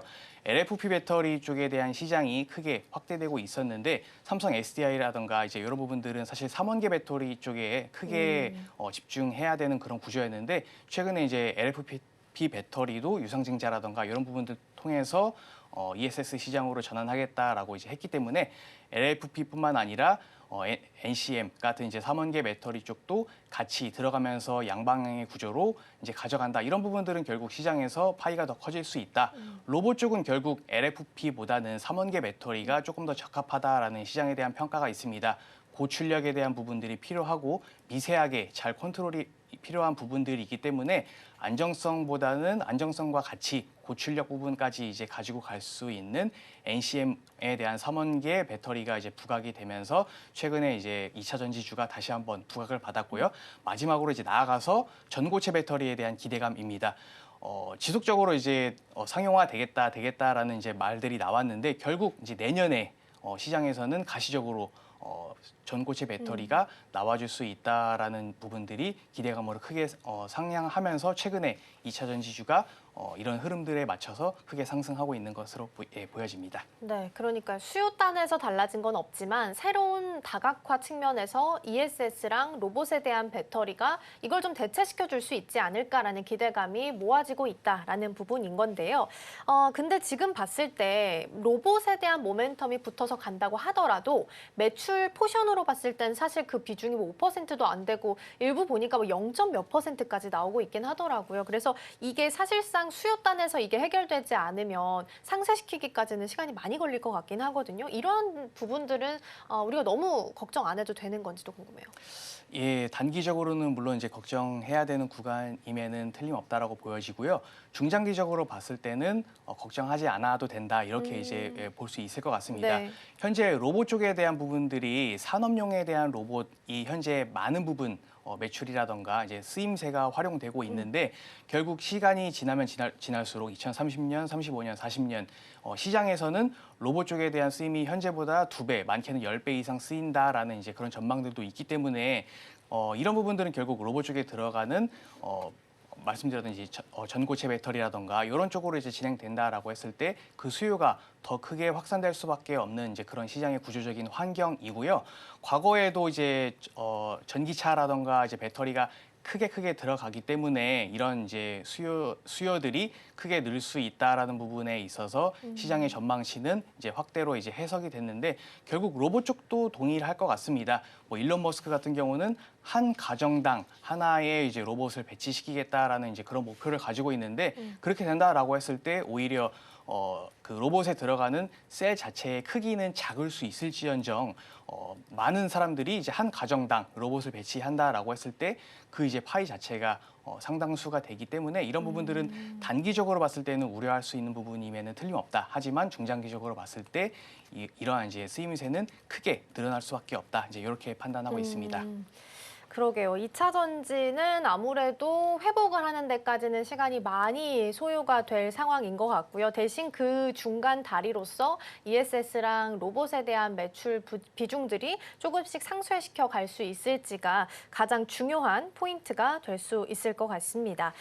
그러면은 이번에는 자동차 쪽으로 넘어가서 흐름들 좀 체크를 해보면 어떨까 싶습니다. 자동차는 관세가 해결된 것 같다가 다시 또 이슈가 되어줬다가 그래서 좀 어지럽고 복잡한 상황인 것 같아요. 그래서 지금 현재 구간은 어떻게 흘러가고 있는지부터 점검을 좀 해볼까요?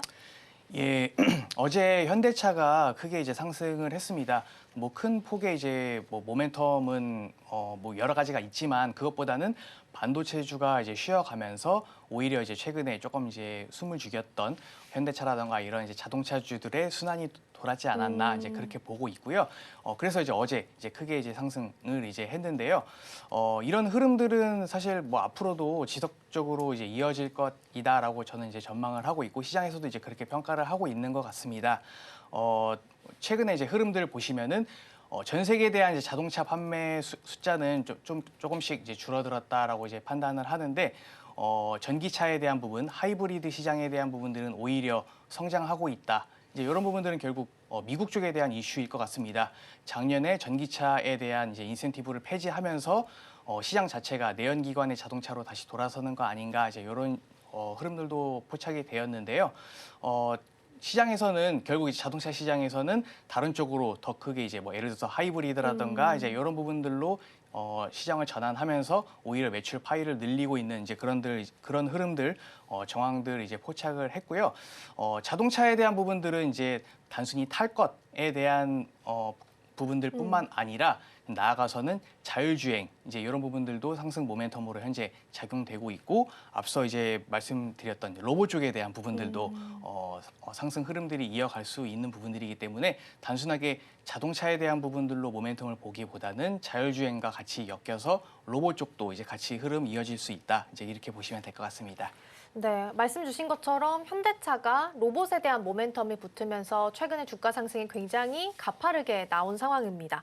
근데 그럼 차장님 바로 어제였죠? 로봇에 대한 모멘텀이 새롭게 붙어졌던 쪽이 LG전자였거든요. 그러면 기존에 우리가 로봇 붙어서 잘 갔다라고 했던 게 현대차였다면 이제는 조금 변화될 가능성도 어느 정도는 가능성이 좀 있는 거예요? LG전자는 사실 뭐 어떻게 가능성이 크게 이제 부각이 돼서 전일 이제 상승했다라기보다는 현대차와 동일하게 반도체에 대한 부분들이 이제 순환이 돌면서 이제 로봇 쪽에 대한 그런 이제 순환이 조금씩 이제 돌아간 것으로 파악이 되고 있고요. 그래서 이제 어제 현대차 그리고 이제 모멘텀이 붙었던 LG전자까지 이제 그렇죠. 큰 흐름이 보였는데 LG전자는 사실 로봇 쪽에 대해 나름 이제 시장에서는 진심이다 이제 이렇게 판단되고 있는 기업입니다. 많은 이제 코스닥이라든가 코스피 이제 상장사의 지분 투자도 이제 그쵸. 본격적으로 이제 해 오고 있고 가전 쪽에 대해서 사실 이제 특화된 기업이잖아요. 가전 쪽이 결국 로봇 쪽에 대한 부분들로 기술이 접목됐을 때 그 시장에 대한 파이, 그러니까 모든 가정에 로봇이 붙어 있는 가전을 구매하고 들어간다라고 했을 때 그에 대한 부분들은 아직 시장에서 반영이 안 된 게 아닌가 그런 이제 판단 하에 어제 이제 크게 상승했던 이제 그런 이제 흐름들이고요. 결국에 이런 수급 쏠림들은 앞으로도 지속될 것으로 보여지고 있습니다. LG전자에 대한 로봇 쪽에 대한 모멘텀은 앞으로도 지속적으로 남아 있고 조금씩 이제 흐름 쉬어갈 때 LG전자라던가 현대차와 같은 로봇 쪽에 대한 모멘텀이 붙은 대기업들에 대한 순환은 앞으로도 조금씩 이제 들어갈 것으로 보여지고 있어서 이런 흐름들 같이 지속적으로 체크하면 좋으실 것 같습니다. 그러니까 어제 대량 거래가 붙어주면서 굉장히 길게 장대 양봉을 그리면서 마무리했는데 지금 상황상 봤을 때는 거의 한 3분의 1 정도는 되돌린 상황입니다. 4% 넘게 하락을 하고 있는 상황이긴 한데 외국인 투자자가 그래도 수급상 꽤 많이 붙어주고 있습니다. 한 9거래일 연속해서 들어와주고 있고 기관도 3거래일 정도 연속 좀 들어와주고 있어서 추가적인 랠리가 이어질 수 있을지는 좀 보셔야 될 것 같고요. 오늘은 일단 어제 상승분에 대한 차익이 어느 정도 좀 나오고 있다라고 정리해 보겠습니다. 자, 그러면 탑픽 종목 좀 들어볼 텐데요. 먼저 일단 자동차 이야기 나누고 있었으니까 이 안에서 탑픽 종목 먼저 찾아볼까요? 예, 저는 탑픽 종목으로 현대차를 생각을 해봤습니다.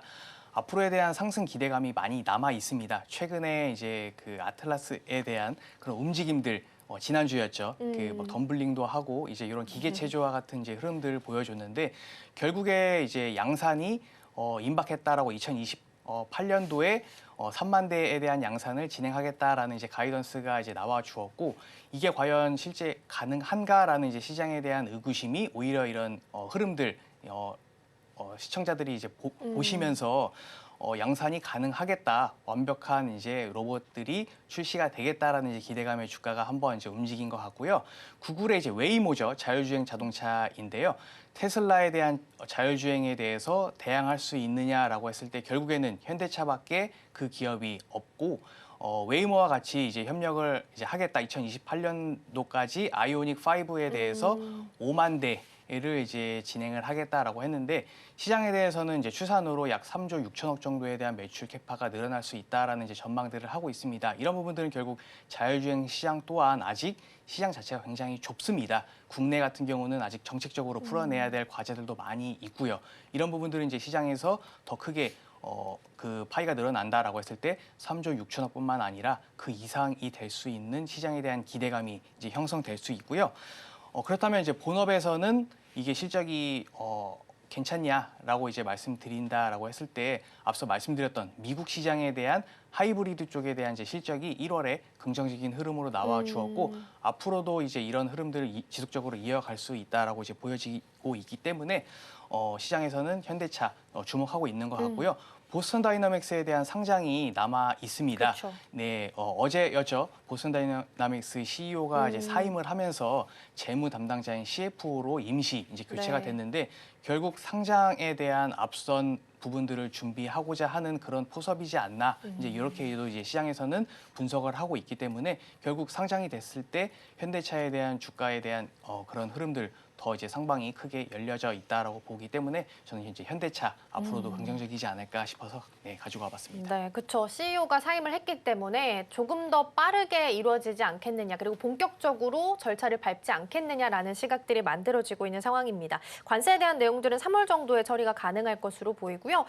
짧게 앞서서 살펴봤던 2차 전지랑 반도체 테마가 있는데 이 안에서도 탑픽 종목 한 가지만 더 주신다면 어떤 종목 볼까요?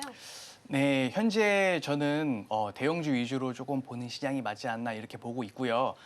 단기적인 저희가 이제 노이즈 앞서 이제 명절이 이제 있고 이런 부분들은 이제 투자함에 있어서 이제 시장 참여자분들께서 조금 이제 불안해하실 수 있을 것 같아요. 그래서 이제 저는 그 중에서 실적도 많이 이제 뒷받침될 수 있는 반도체, 이제 삼성전자나 SK 하이닉스를 이제 보고 있는데 앞서 이제 설명드렸습니다.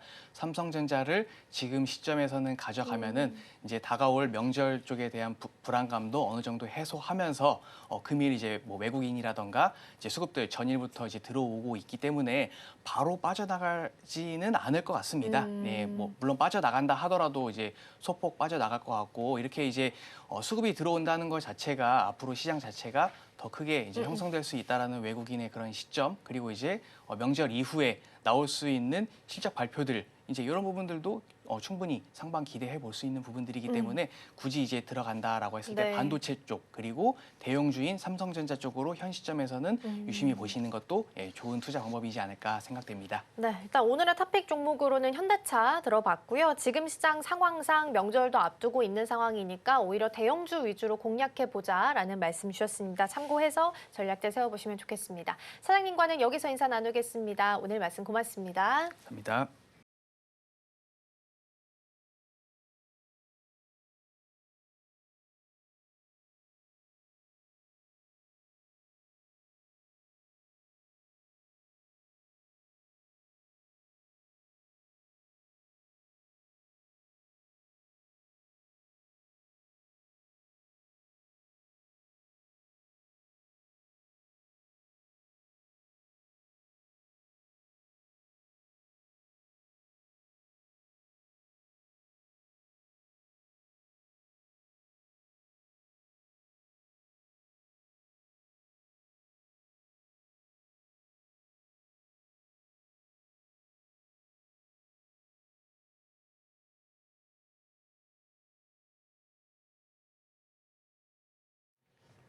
네, 이 시각 시황센터입니다. 어제 우리 장은 다시 한번 반등의 위력을 보여주던 장이었죠.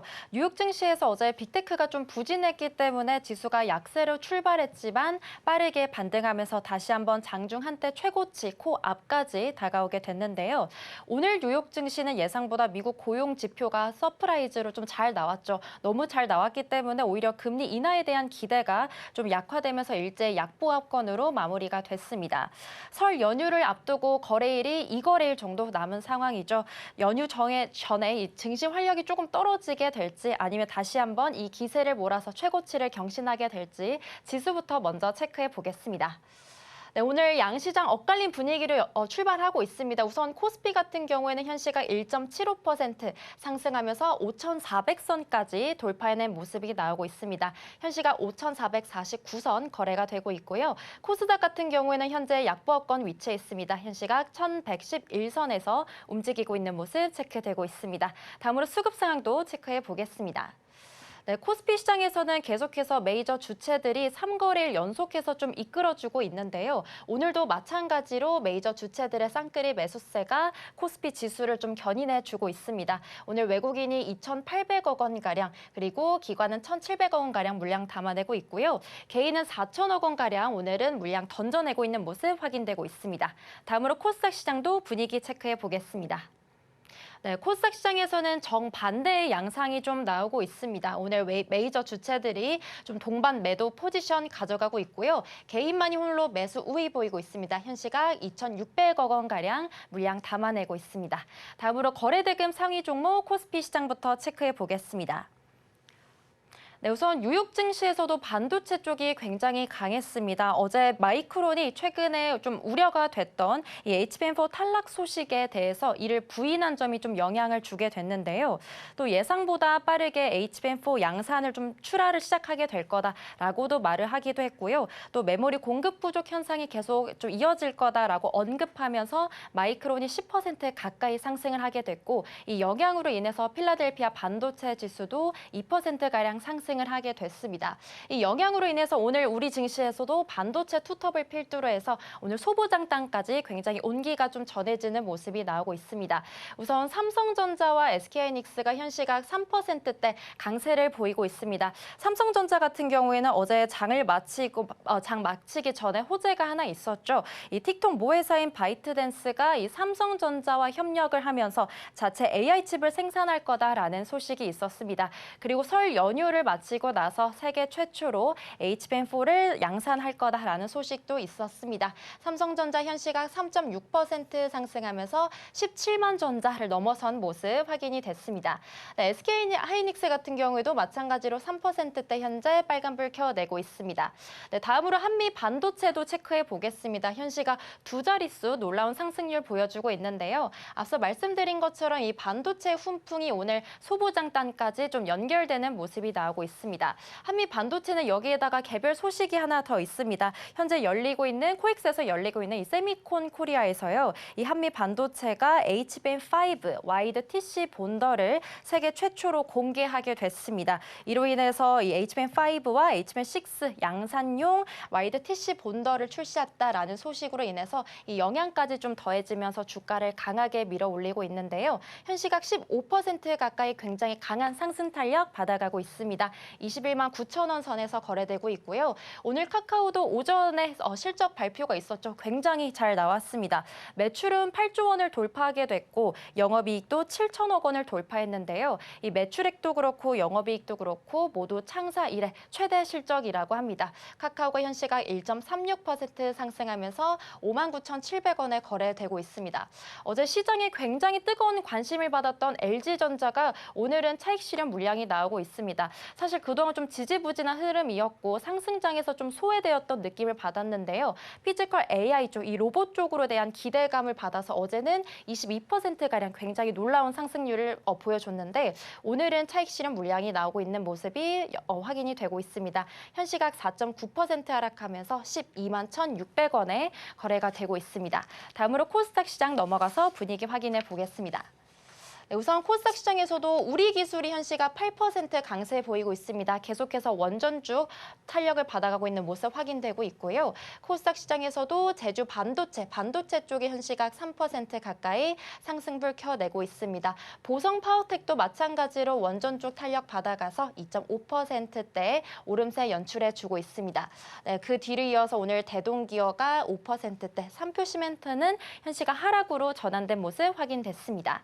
마지막으로 코스피 시가총액 상위 종목 움직임까지 체크해 보겠습니다. 네, 우선 전반적으로 혼조 양상이 보이고 있는데 반도체 투톱이 오늘도 코스피 지수를 굉장히 강하게 이끌어주고 있습니다. 그리고 KB금융 같은 경우도 여전히 금융은행주 쪽 계속해서 굉장히 좋은 흐름 보여주고 있고요.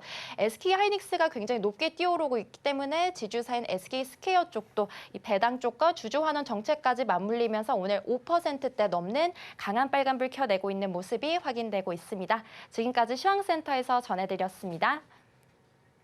네, 코스피가 계속해서 사상 최고치 흐름 이어갑니다. 5,450선까지 돌파하면서 굉장히 기분 좋은 흐름 나타내고 있고요. 덕분에 오늘 투톱도 흐름 괜찮습니다. 특히나 삼성전자가 17만 전자 지금 터치 나오면서 안착에 대한 시도 나오고 있습니다. 매수 상위 창고 중에서 오늘 JP모건이 굉장히 크게 들어오고 있습니다. 물론 골드만삭스도 확인되고 있긴 합니다만 JP모건 쪽에서 오늘 규모 굉장히 크게 들어오고 있다는 부분까지 꼭 챙겨보시면 좋겠습니다. 저희가 방송 중에 제공해드린 정보는 투자 판단을 위한 조언일 뿐 해당 종목의 가치와 수익률은 보장하지 않습니다. 저희는 내일 더 다양한 소식 준비해서 돌아오겠습니다. 시청해주신 여러분 고맙습니다.